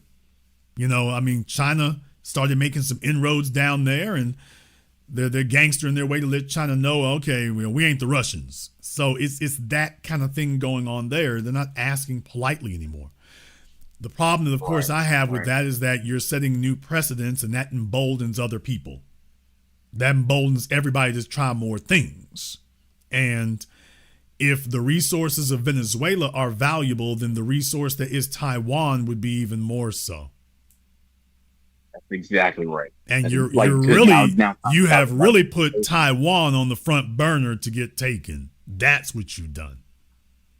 Or at the very least, you allow for China to, or it's not within the realms of not belief that China wouldn't then make a move of like, oh, okay, for sure. Well, then if that's what's going on, we're unifying everything, and then we legally have a allegiance to them that we said boldly. We tweeted. Everyone in the State Department's already tweeted that, if any move is made on Taiwan, okay, so now you're going to go back on your word, or you're going to act tough again. So well, I mean, I have to remind you all that America has not actually recognized Taiwan as a sovereign state, for those of you who didn't know. I do have to remind you, all this hand-wringing about Taiwan, America has not actually officially recognized them as a sovereign state. America has come close. America has made statements, Taiwan should be free, Taiwan should be self-determining, but officially stating that Taiwan is or is not a part of China, America has not actually made a definitive statement about that. And that should concern Taiwan, because that may give you some idea of how hard America would, quote unquote, fight for you if it came down to it. And based on the fact that they've never even actually recognized you as a sovereign nation in that way. Because then it turns into, this was the punishment, quote unquote, that Carter refused to be hawkish or bullish, in the Middle East. So, whatever was going on in the movie Argo, and this and that, and Reagan getting shot, and then him having to become, hawkish, throughout the entire 80s. And, the Mujahideen was help, or was an ally for us in the making of Rocky 3, so on, or Rambo 3, so on and so forth. This is all Teddy Roosevelt. This is the reason why you didn't get a vote on it. Like, we didn't get a vote on this, but like apparently someone deemed him worthy enough to be part of, the Mount Rushmore, that this is what he and the Rough Riders were doing. Like, they were mapping out, drawing out, along with Spain, with France, with the Dutch, with the British, with, they're carving out Africa at this time. This is imperialism. Victorian eras and the Cowboys were at the same time, but they teach you them differently so that you don't really think about that. And that's why it's always important to have historians and, real people speaking about shit. In the chat room, I want folks to remember something here. There are folks in the chat room talking about how important Taiwan allegedly is, and Taiwan makes the chips and whatnot. Oh, okay, but sure. Okay, here's the issue. Here's the issue in case nobody noticed. What was the first thing? Well, not even Trump, as a matter of fact. This started before Trump. The more that China saber rattles about taking Taiwan, do you see that America's policy became, you know what, Taiwan, y'all really need to onshore the chip making to America. That doesn't sound like somebody who's getting ready to fight for your land. That sounds like somebody who wants you to bring all the valuables over here so they won't have to fight for what you about to lose. So, folks, for those of you where they in Arizona, Texas, and a bunch of other places, America is spending $50 or $100 billion to re-onshore the chip production. Remember, Taiwan is just what does the hardware. America is what does the software for the chip making. For those of you who don't know, for the semiconductors, America is still what makes all the software. Taiwan does not make the software that does the nanochips. America makes the software. And then they go buy those $200 million machines, and then Taiwan does the hardware. Well, now they're moving all the hardware production back to America, and America already does the software. At that point, Taiwan doesn't have a whole lot to offer, or at least what you gonna lose without them. So I need everyone to understand. Did you all notice that, you're talking about Taiwan and they're onshoring all the chip production back over here? Did y'all miss that? Sounds like a bunch of folks missed that part. Well, yeah, and by the way, the fabs are already up and going. They're not on their way, folks. The fabs are already up and going. Arizona, Texas, I forget the other two.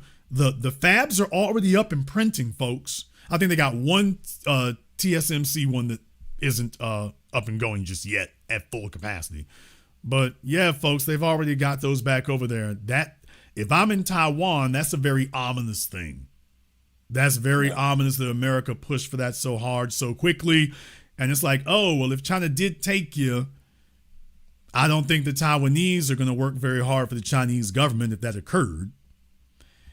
And that would make America their fallback position. So in many ways, that would actually help America.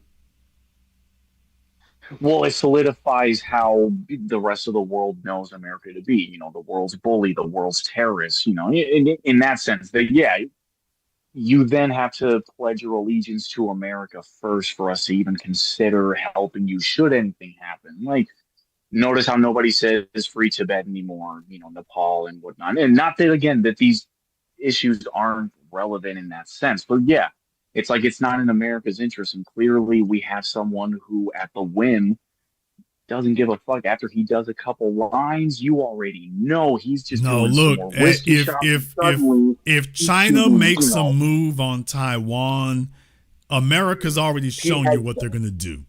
America is going to do a Ukraine.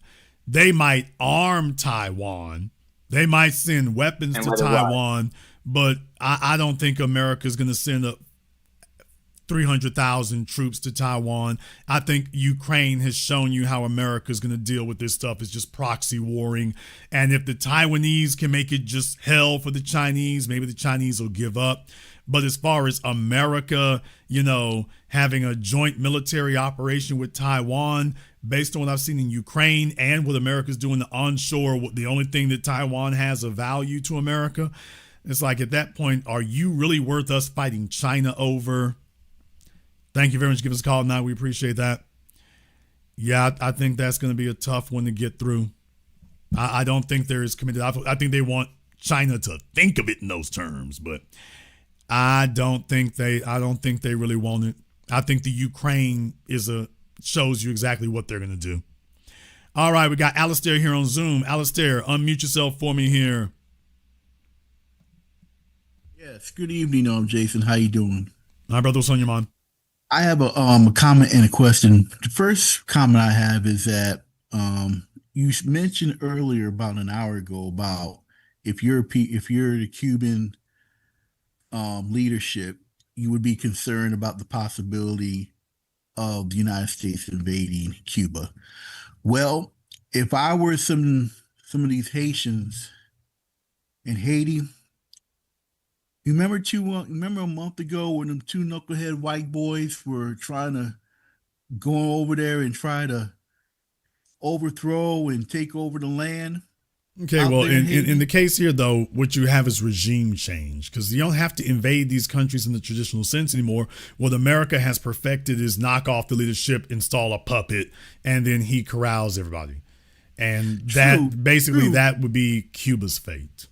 True, but I could see this happening to Haiti too. Haiti is already dominated, knocked off, so there's no need to do that. Haiti is already dominated. White folk go over there all the damn time, the Clintons and whatnot. So, brother, Haiti's been a done deal now for 30 years. Okay. Well, do you see the possibility of a complete? What I feel like was getting ready to happen is that Donald Trump is considering perhaps doing this major colonialization. Potentially, they already dominate the Caribbean. So there is the only thing in the Caribbean they don't dominate is Cuba. That's the only one that's not already dominated. So, brother, that happened what you're talking about happened decades ago. They conquered the Caribbean decades ago. I mean, of course, in the case of Jamaica, they kind of got a handshake deal with the UK because technically Jamaica is still part of the British Commonwealth. Technically, however, the Caribbean is in America's quote sphere of influence. So the bottom line is Jamaica is just a vacation resort and they're not a threat to anybody. So there's that. Yeah. But no, the only wild card out there that still needs dominating is Cuba. That's the only one in the Caribbean that still needs to be boxed in. And today has been a major sign that Cuba may find itself on the menu sooner rather than later. One other Latin American country I think is on the menu too is Bolivia. That's another nation I think that Trump is. Anybody who has been thinking that they can't get their hands on nuclear weapons, but they'll cozy up to China, those are the ones he's going to target. So look for any of those countries down there who have been bringing in Chinese companies or whatever under the logic, rightfully so, rationally so, that, well, America's less likely to try something if we got China down here with us, because America will back down to China. Well, they're correct about that to a certain extent. So look for anybody who's bringing over Chinese soldiers or Chinese companies. Those will be the prime targets. In the chat, when you're talking about Panama, yeah, I mean, Trump was who's the first one he went after. Panama was the real letting you know what the priority is. So yeah, anybody who thinks they're going to buddy up with China to make America back down, they're going to try to make a run on them first. They're going to try to make an example of them first to let everybody know, we ain't going for it. That's why they attacked Nigeria. It had nothing to do with Christians. It had to do with it had a lot to do with the fact that China have major influence. That Christian thing is a red herring. There's plenty of Christians getting messed up around the world by other folk. No, that was about, putting boots on the ground or missiles on the ground about China. Exactly. That's what that was about. TikTok, Nigeria, we can go down the list. Anything that China is trying to use to give themselves the ability to start calling shots, America's making moves to try to roll those back or whatever. So the Belt and Road Initiative, that's basically America's blueprint for, okay, everything on that belt and that road, we're going to try to blow up as much of it as we can. Right. So look for a lot of people to get called dictators, tyrants, or anything else in South America and Central America. Just start looking for a lot of that. Even Africa too. Anybody they trying to gangster on, look for them to start the PR campaign of demonization. Look for that to begin. And I certainly don't think there's going to be a long list of targets. I don't think there's going to be a long list, but I would be lying to you all if I told you that I thought that Venezuela was the end of the road.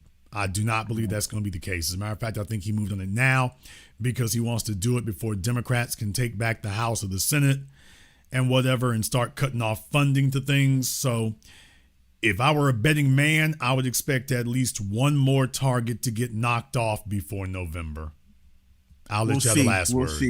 We'll see what happens, because I don't think this Venezuelan thing is going to last that long. I think, it's just going to be a civil war and everything else. And then the U.S. is going to try to make Venezuela another Vietnam again, or another Korea, where possibly they might try to annex Venezuela and make new territories for certain people. I don't think so. I don't think so. I think that they're gonna grab that woman, either the current vice president, the other chick who's up here. They're not gonna send her, but I think they're gonna make a deal with that. I think they're gonna make a deal with that chick down there, and they're gonna basically make an offer to send billions of dollars to them if they play ball. So they knocked off Maduro, and they're like, hey, baby, if you play ball with us, we'll make you a much better deal that doesn't involve indictment or getting killed. And I think that most of their government's going to roll with it. Okay, we'll see. Thank you very much for giving us a call. Now, like I say, there's always a possibility that they screw this up, the population goes against them. Absolutely. But I think the strategy they're going to use, whether it succeeds or not, I think the strategy they're going to use is be like, okay, we coming up here, but okay, we going to drop this bag. If you want to know what it is, Pablo Escobar. What? I think what they're getting ready to do is they're going to make her a Pablo Escobar deal. They're going to make Venezuela a Pablo Escobar deal. La Plata, La Plomo, my gold or my bullets. I think they're going to make them a Pablo Escobar deal and just tell them, hey, you can do it like this, or we're going to do it like that. So you play ball, we're going to drop the bag and things going to get better. Everybody going to eat better. When we get done, they won't even remember who Maduro was. So you play ball, we're going to patch you up right. But you give us trouble, Maduro going to have a friend sitting next to that. If you're lucky, Maduro going to have a friend sitting next to him in jail. If you're not lucky, yeah. You won't even get a jail cell if you're not lucky. So if you all want to know what it is, that would be what you'd be looking for. If you're asking me at this point, I think they're going to make her a Pablo Escobar deal. And just tell her, look, yeah, we need to find out what your answer is before we leave this room. So we need to find out if you're on the team before we leave this room. And I think it'll be like that. Look, y'all, they've softened up South America now for the last century. And a lot of people are not going to like this next part, but I stand on every word I've ever told you. So let's see if I'm historically accurate or not. Folks, they respect the Anglo strong man down there. And deal with it. All these folk talking about the insurrection of this, that, and the other. You were talking about South America. They love Anglos down there. I've been telling you this now for 20 years. While a lot of folk obviously have not been listening. You acting like they think that's gangsterism. They love the Anglo strongmen down there. That's improving the race, remember? Trump is a definite upgrade from Maduro. This is improving the race. I've been telling you this now for 2 decades, and you talking about they're going to be offended? They adore Anglos down there. You think y'all are bad about wanting little light-skinned babies with good hair? You need to go take a trip to South America. They love the Anglo strongman. They've loved Anglos. Folks, where did all the Nazis go after World War II? Damn! Come on, folks. Where did all the Nazis go after World War II? They didn't go to South America because they hate Anglos. They went to South America, and South America covered for them for decades. The Israelis had to send secret agents to go kill folk down there because South America wouldn't help them. They've always loved the Anglo strongman in South America. I mean, hell, not just, okay, I'm being nice. They've always loved white supremacy in South America. You got a problem with white supremacy in Alabama. They don't have a problem with white supremacy in Argentina. They love white supremacy down there. So anybody telling you about how offended they're going to be, this person is giving wishful thinking. You're looking for some wish fulfillment. You are not going off of current events, much less history. History has told us that they have no problem with white supremacy. Now we'll see if Jason's just whistling past the graveyard or whether or not I'm correct. That the best indicator of the future is the past. We'll see, does the history bear me out? But you want to talk about who you dealing with? When have they ever had a problem with the Anglos? You're projecting your values and your perspective on them. Are you looking at how they really get down? If you do for a few moments, I think it'll make a little more sense. All right, let's go ahead and get over here on Zoom. We got Timmy here on Zoom, all laid out on the bed and everything. All right, Timmy, what's on your mind? How are you? Yo, so I am super triggered by Trump right now, okay? And I'm also super triggered by the Nigerian president because I don't know, you probably heard that they went and bombed like northern Nigeria. But I know that stupid president over there has a lot to do with it, and he's playing with them. And everybody knows that they go into Nigeria so they can go after Abraham, right? And the Nigerian president is actually playing the game with him. And I have no respect for the Nigerian president. Like, I hope somebody just assassinate that bastard because he's a traitorous son of a bitch, right? At least people. Okay. You cannot say things like that. You cannot do that. I do not endorse that. I do not support that. You cannot come here and have calls for anything even remotely close to that. So, no. Timmy is going to not be joining us for the rest of the evening. You may have strong feelings about these things. I understand that. We do not do that here at all whatsoever. None. Furthermore, that's Nigeria's issue. On top of that, Nigeria has had a culture of treachery and backstabbing now for a while. So first of all, that's not really, this is why we stay on the FBA side of the fence on things. But second of all, yeah, we don't do that. She knows better than that. If you're that triggered by it, we got an issue. But no, do that on your Instagram and see if the feds show up, but don't come here with it. All right, let me go ahead and get Morpheus up here on Zoom for me right quick. Morpheus, what's on your mind? How you doing, Jason? Good broadcast. And I just want to say, it looks like the Monroe Doctrine at it again. For people that don't know, the Monroe Doctrine is that America believes that This hemisphere, the Western Hemisphere, North America, South America, belongs to them. They don't want no Europeans over here, and they definitely don't want no Chinese over here or Russians over here. And we know that in the 80s when the Russians were going over to Cuba and going certain parts of South America. And going to your point, they love the strongman Anglo. You're absolutely correct about it because all you can do is look at the 80s when we did a lot of regime change in South America. If you ever look up the Monroe Doctrine for the people listening, we've been in South America regime changing a lot because we don't want no one over here like that. And the reason why we're in Venezuela, yeah, it's the oil, but like you were saying, it's the market. A lot of people don't know that, yeah, we're not on a gold standard no more, but the US dollar is the petrodollar. You can't buy oil unless you're using US dollar. And we know China and Russia. True. Well, you can because they're trying to create an alternate alternate currency. I don't want you to lose your train of thought, so I'm going to go ahead and let you finish, but then I need to talk about that petrodollar. Okay. Well, the reason why I bring that up is because we know China and like Russia, right? When they got kicked off of SWIFT, they created something, I forgot the name of it, but they created something so they can still sell their oil.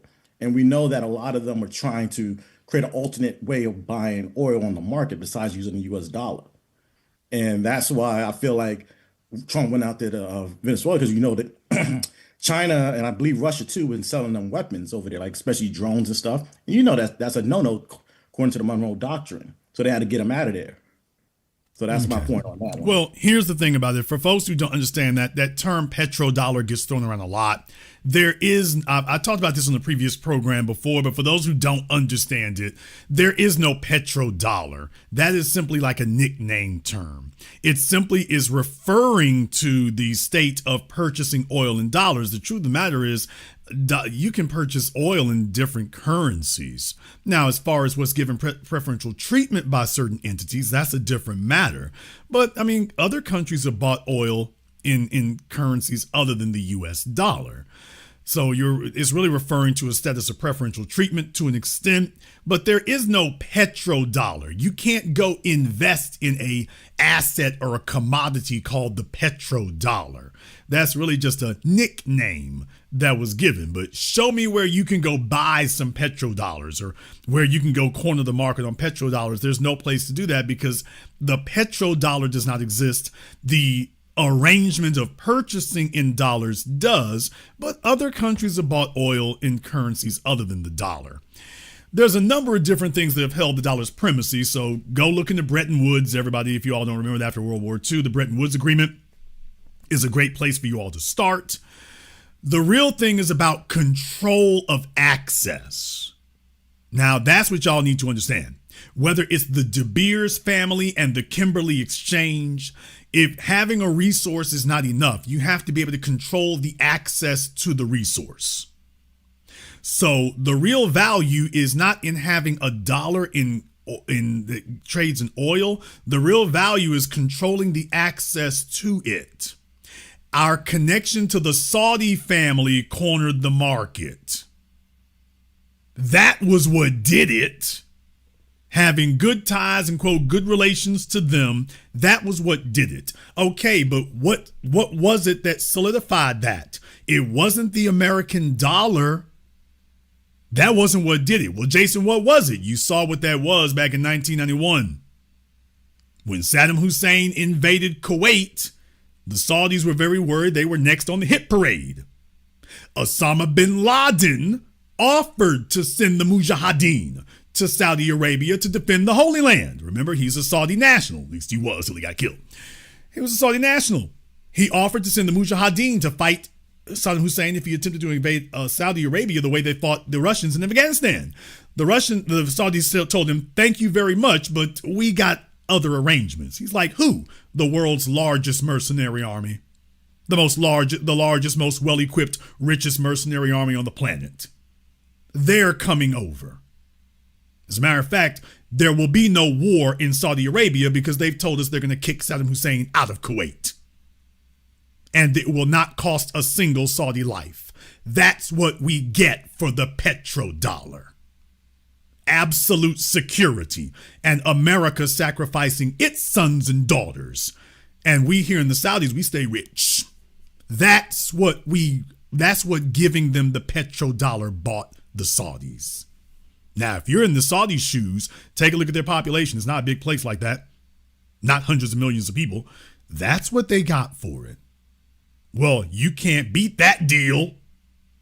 How you gonna beat that deal? America agrees to be your military?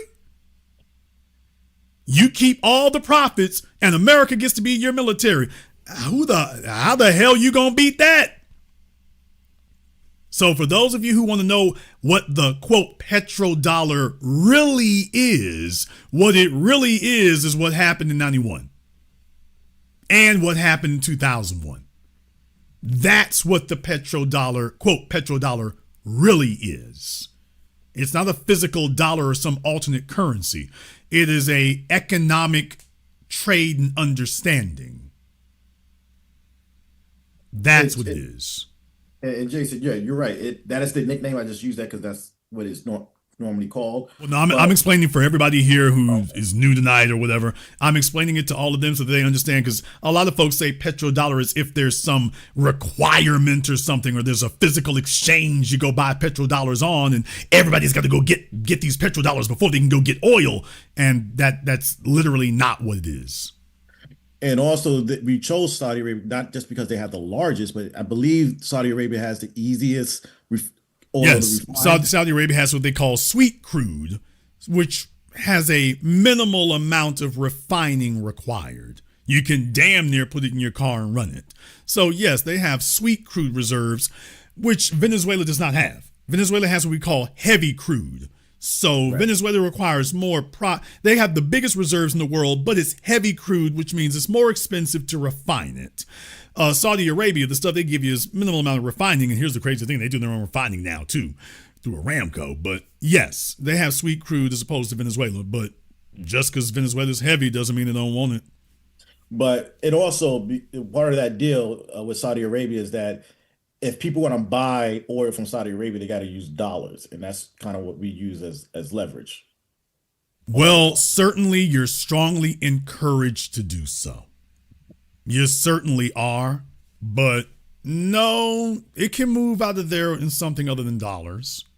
The real thing is what's hampering everybody else is the global network of it. And that's why I played that clip of Scott Bessent talking about, the dollar is the world's reserve currency, and it's fungible in ways that the yuan isn't. And that, remember, without me getting into a big complicated economics discussion, the dollar has pliability that the yuan doesn't, and that China would not want it to have. Remember, China's success is based on the fact that their currency is so cheap. Right.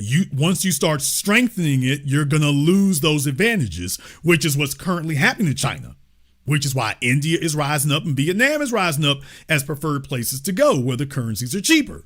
So if you attempt to supplant the US dollar, you'll gain some benefits, but you will also gain some liabilities.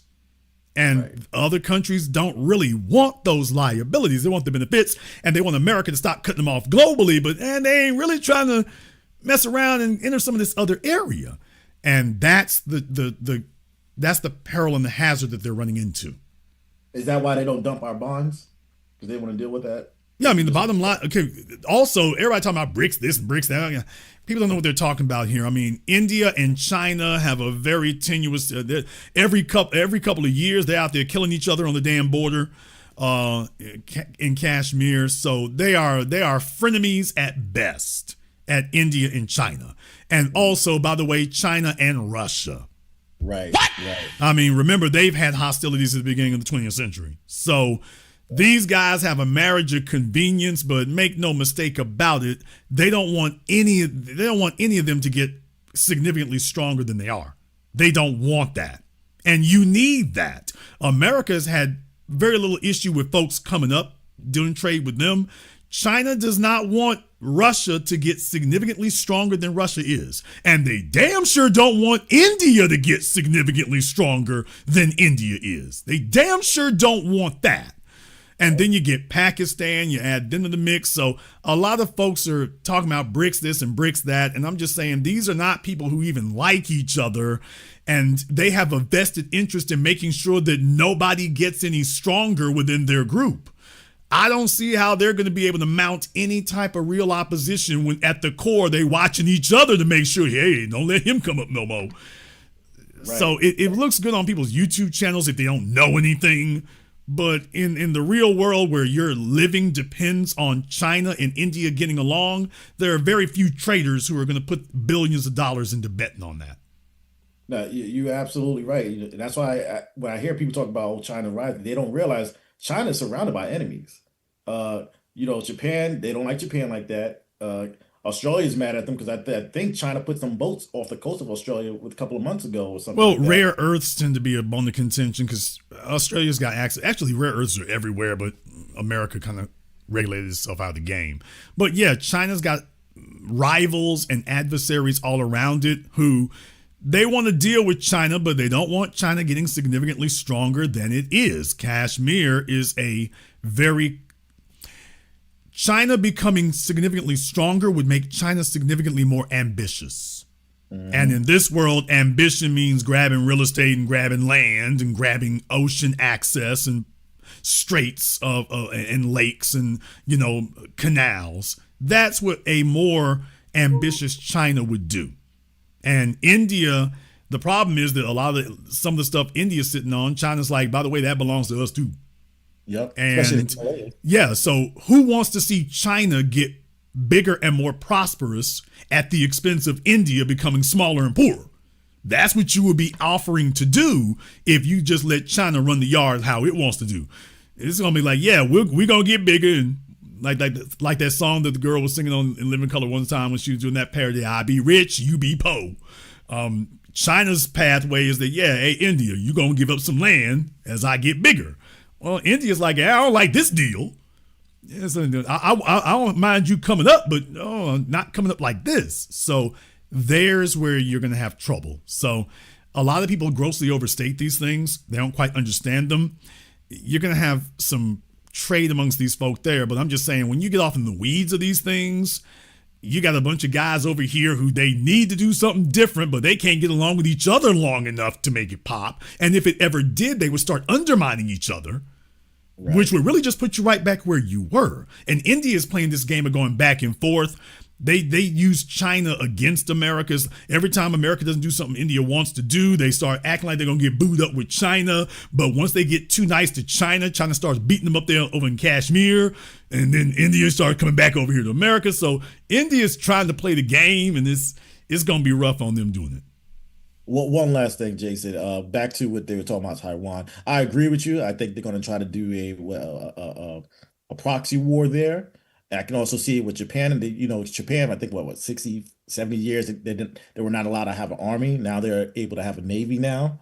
So I think they're going to, if they do attack, they're going to arm the Taiwanese, and they're going to have Japan back them up.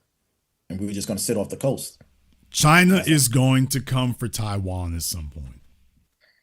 Yeah. I just need you all to understand that. China is eventually going to come for Taiwan. Not only will they must. They have to come for Taiwan at some point. That is going to happen. They didn't let Hong Kong go. Oh, yeah. They waited a century, and when that lease was up, they told Britain, so we heard you're leaving this month. They're coming for Taiwan.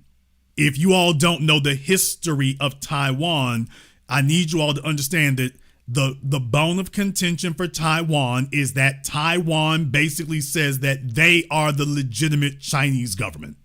Correct. So for those of you who don't know your history in Chiang Kai-shek and whatnot, you can go look into it. But the bone of contention is Taiwan asserts itself as the legitimate Chinese government, and that communist revolution ran the legitimate government off the mainland. The Chinese government cannot tolerate the existence of Taiwan. You can't do it.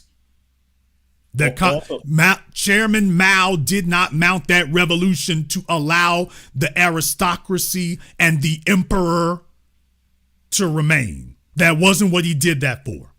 And everyone who is a signatory to his revolution, no, they got to go. The emperor got to go, and he did. Go see that movie, The Last Emperor. Emperor got to go, and he did. And Chiang Kai-shek over there, yeah, you and your boys, yeah, y'all got to go too. So that history is finally wrapped up. This is spiritual things. It's not about them being a threat. I mean, they're a threat, but they're a threat spirit. This is a spiritual thing for them. For China, this is a spiritual thing. Taking Taiwan, this is unfinished spiritual business. The chi is off, if you will. The chi is out of balance. As long as Taiwan's over there saying it's the legitimate government, the chi is the energy is out of balance. And they will demand that be rectified. And at some point, they're going to go do it. At some point, they will. And they want to project their navy, their navy, because that would make it easy for them to get to the Pacific if they took over Taiwan as well. I mean, you got planes now, but the real thing is this. The truth of the matter is, it's just spiritual. This is about them showing that the world tried to break us up, and we proved it ain't gonna work. And that's a goal to have, by the way. I mean, think about that in your personal life. How many people have you had thought they was tripping you up, and then you showed them that wasn't gonna work? That's not because you had to. That was a spiritual thing for you to prove something to yourself. China wants to prove this to themselves, and at some point they're going to. Thank you very much for giving us a call. Now we appreciate that. Let me see if we can get Jay up here on Zoom for us here right quick. Let me see if we can get Jay up here. All right, Jay, what's on your mind? Yeah, I kind of joined the broadcast late, so I'm not really sure what you covered and what you didn't. But I think that all of this just basically shows that there's really only 3 countries in the world that have any sovereignty or self-determination, and that's China, Russia, and the United States. Like everybody else is just pretty much a vassal of one of those 3 countries. I would disagree with that. I mean, if you're a nuclear power, so Pakistan, North Korea, most of Britain, most of Europe. So I would disagree with that part. Oh yeah, somebody said and Israel, but Israel is dependent on America. So Israel is wholly financially dependent on America. So not really, but for most of the nuclear powers, yeah, America can't really bully them and throw their weight around like that. Okay, yeah, okay. I guess that's accurate. But my question is, do you think that anyone else is really going to show any dignity? Because we've kind of seen Trump kind of rip the Band-Aid off and just kind of, because prior to him, we've always kind of pretended that other people have self-determination just for their own dignity. And he's just kind of just walked in and decided we're kind of through with that. And we're just going to return back to the 19th century. So, I mean, my question is, do you think that that's going to last or over the next 3 years? Because he's done in 3 years. So it's kind of a question of how long do you think this is going to last? It will last as long as it can. I started my program here when I began broadcasting almost 2 decades ago, telling you all that this is about white supremacy for the next 500 years. You have already witnessed the last 500 years of white supremacy. All of this stuff they've been doing for the last 25 years is prepping what white supremacy will be for the next 500 years. This is why you have the Nick Fuentes and their kind out here. They are engineering what it will be like. So when you talk about Project for Newest American Century and Project 2025 and all this stuff, it is establishing and solidifying white supremacy for the next 500 years. What will that be? What will it look like? What will it control? The whole goal of the European expansionist project, people, was very, very simple. Dr. Claude Anderson's talked about it. Folks, you got to pay attention to it. It was about a permanent white overclass. That is what the last 500 years of debauchery, degradation, slaughter, murder, brutalism, it has been about establishing what they did not have previously, a permanent white overclass. They came down to Africa. They saw how folks were living. They came over to North America. They saw how we were doing it over here. Okay.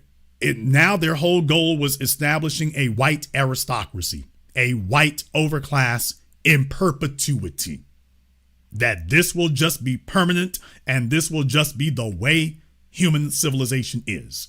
White folk at the top, everybody else at the bottom, making sure white folks stay at the top. So you're asking how long will it last? Dude, they want forever, permanent.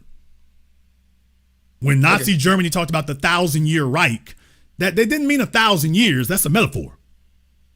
Just like in the Hindu religion, they say, or Buddha, about 1,000 arms or 1,000 eyes. It doesn't literally mean 1,000, which is one more than 999. What that really means is endless, limitless. He's got limitless arms, limitless eyes. So when they talk about 1,000 years, what they really mean is forever. Yeah. Because it seems like they draft people into white supremacy and kick them out and so forth, and they kind of change the definition of who is and who isn't. So it has to be pliable because they ran into obstacles they didn't anticipate. When they first embarked on this project, women used to have 4 and 5 kids. As they became more prosperous, that wasn't necessary. The birth rates fell.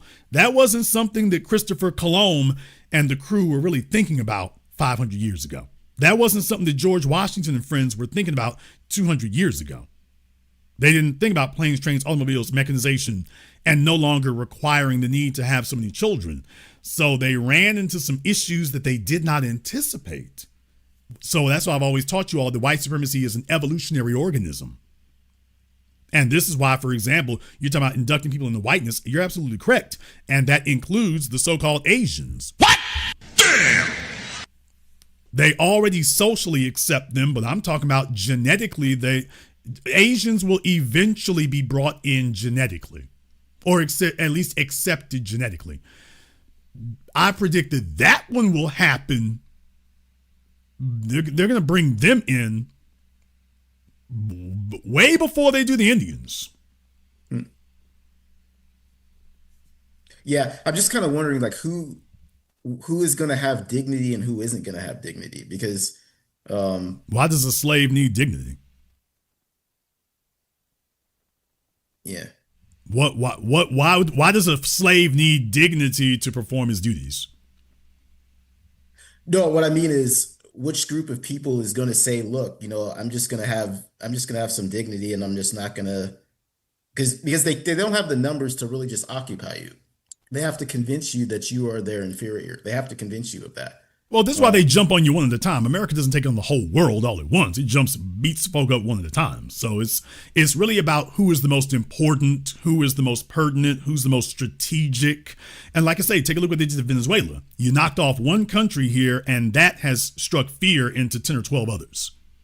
So that's being strategic. So you've got the effect of 10 countries just by hitting one. They're strategic in what they do. So they don't have to invade 10 countries.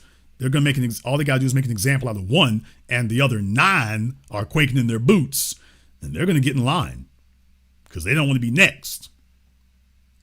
Now, if you thought that they were all going to gang up, that would be different. You see, if all of South America was on some, if America attacks one of us, we all going to respond. Well, that would be different. This wouldn't have happened today. This would not have happened today if that was the understanding that South America had as a group.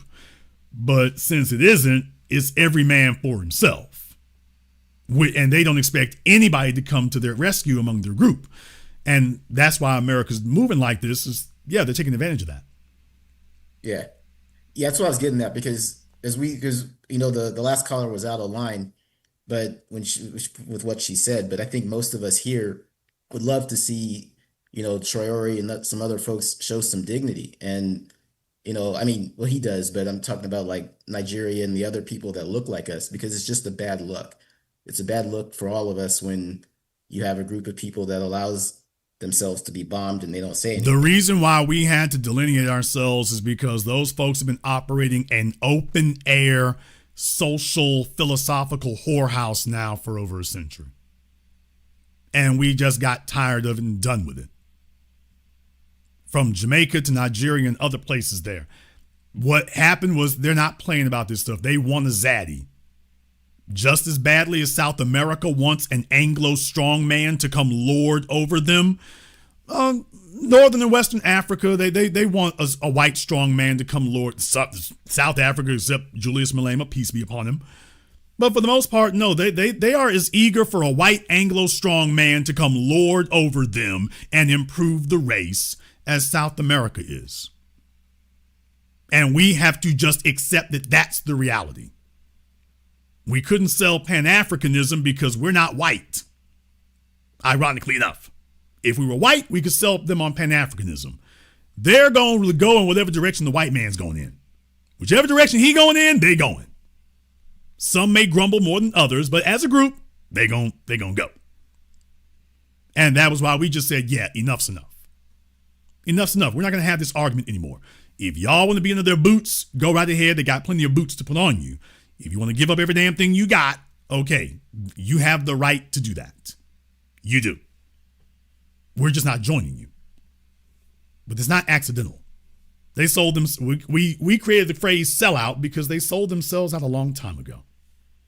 That's a character flaw and a failing on their part. Our job is not to follow them. But brothers, they would not be in the condition, the situation that they're in. We're talking about whole black governments. We had to fight and overcome white supremacy. They've invited white supremacy over. That's what you're dealing with over there. And until you accept that that's not accidental, that's really what they own, then you're going to be making a whole bunch of appeals that will fall on deaf ears. Nigeria wants that as much as Argentina and Venezuela want it. You don't put very much value on being under an Anglo tyrant's boot. Those people put a very high premium on it. Sounds crazy to you? Sounds silly? Okay, it can sound whatever you want, but there it is. Yeah. All they hear is that you are standing in the way of them getting a white man. That's all they hear. You are standing in the way of them getting white folk to pat them on the head.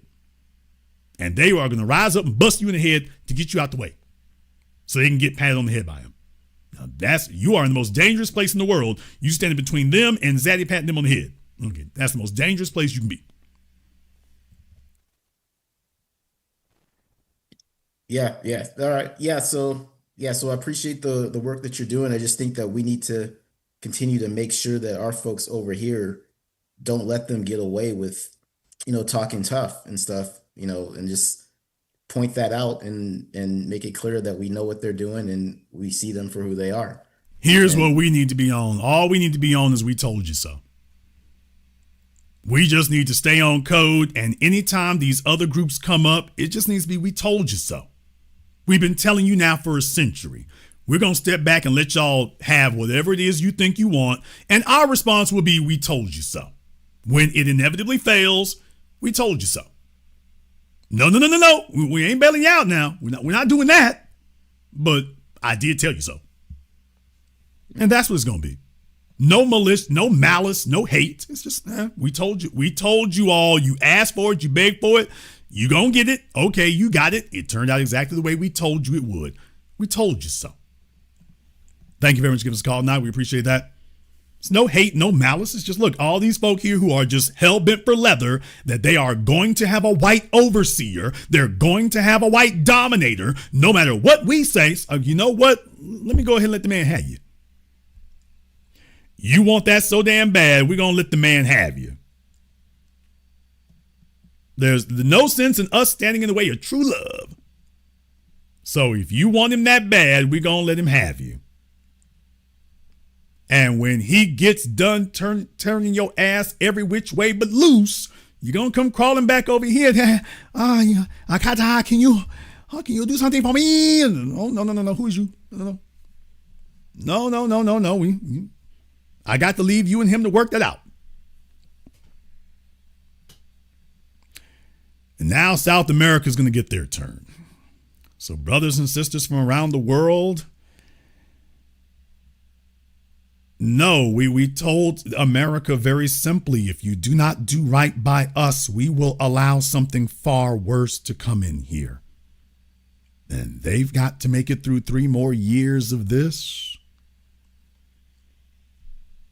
Maybe the next time we have this, next time that we bring up this conversation about reparations and tangibles, maybe these folk won't talk so dumb or play so dumb next time. Or maybe they will. I got to tell y'all right now, the Democrats are worried. They're worried that this is an open invitation to Latinos, an open gesture to them, and they are scared that this might work, that this might actually get Latinos swayed to their side. They're worried about it, and they're right to be. Now, granted, Latinos are not a monolith. How Mexicans see things is different than Venezuelans and whatnot. But yeah, they're worried. They're worried. And they should be. We're going to take one more caller here on Zoom right quick. We're going to take one more caller here. Deja, I think it is. There you go. All right, Deja, what's on your mind? Yes, thank you. So no one's really acknowledging this, and I wanted your opinion. This is my first time tuning in, but Citgo is an oil company. It is up for sale right now. It's owned by a company that is Venezuelan. And I find it interesting that the purchase or the sale of Citgo was kind of forced by the American government. Yes, it was in debt, but they ruled that they could not pay their debts to their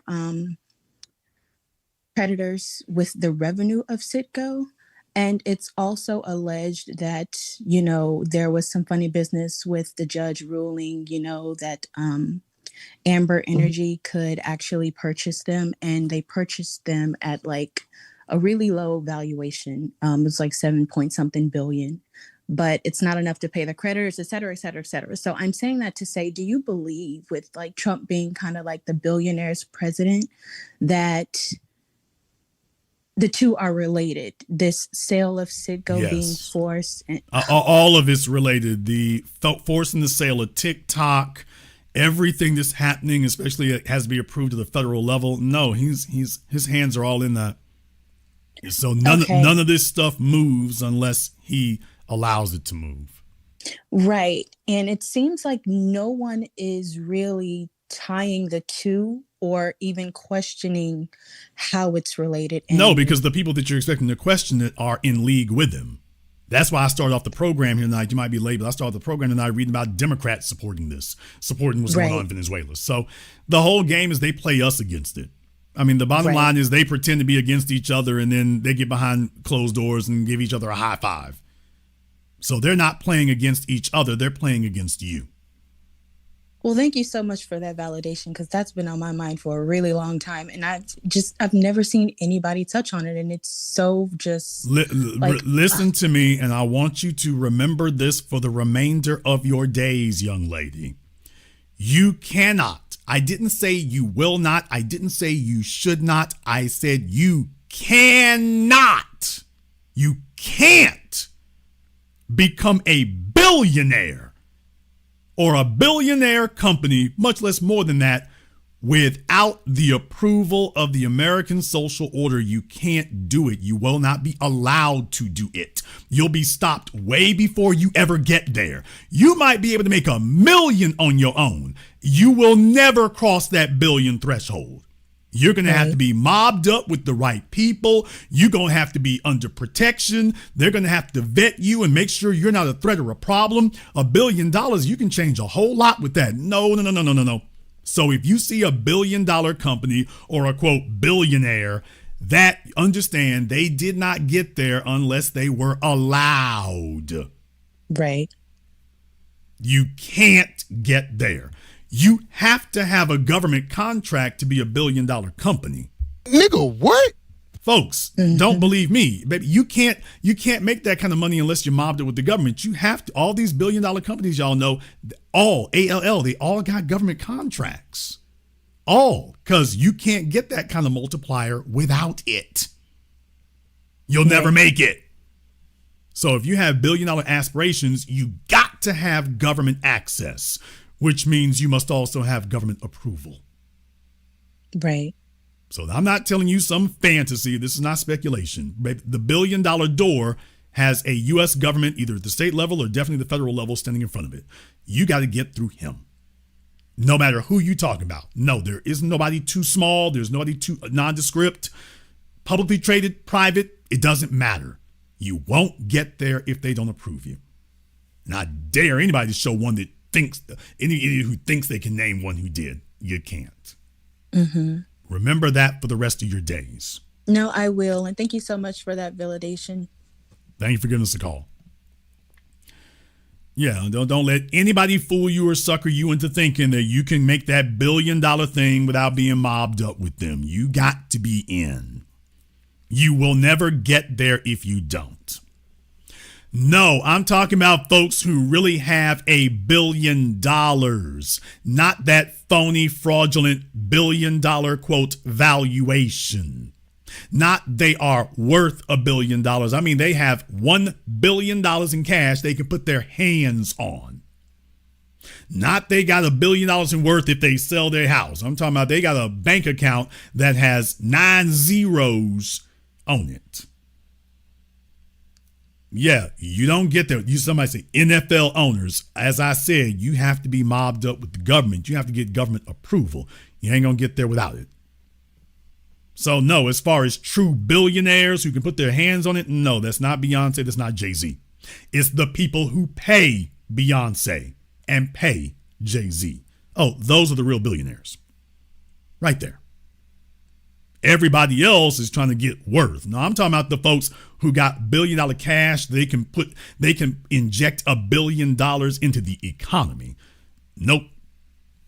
No, that's not worth. That's dollars. And you will not be allowed to amass that much wealth because now you are a threat. You have $1 billion that you can put into the economy. You are a threat. And they are going to make sure they strictly limit who those threats are. And if you're not an American citizen, they can limit your access to the U.S. So they control it one way or the other. They control it one way or the other. So everybody is on notice here. 2026, it started off with a bang. And I got a feeling it ain't over yet. In any case, we're going to go ahead and wrap things up here tonight. I want to thank everyone who has contributed toward tonight's program on PayPal, Super Chat, Venmo. Shout out here to Mr. Waits. Thank you very much for your support here tonight. We appreciate that. To Glennis, to Walls, Pull Up Shouty, Abdullah, Stock Constellations, Logic Before Emotions, and everybody else here. Thank you very much for your support here tonight. If you are new here to the Black Channel, welcome to the Haven of Intelligent Black Thought. We do this every weekend, holidays, some days in between. If you have liked tonight's program, click that red subscribe button. Hopefully we've earned your subscription. And if we haven't, come back tomorrow night. We thank you for tuning in and come back tomorrow night. We'll take another shot at earning that for you here. But I recommend you do click that button to stay up to date with us. Click that red subscribe button. Click that notification bell. Join us each and every time that we're here. If you haven't been to blackchannelfilms.com, check out our groundbreaking best-selling documentary work. That's blackchannelfilms.com. I want to thank all of you for tuning in tonight's program live or recorded. Thank you for liking, subscribing, and sharing. And this concludes tonight's broadcast of the Black Channel. I am your host, your brother, your humble servant, the Black Authority. And until next time, my brothers and my sisters from around the world, remember, Black is the future and the future is uncompromising.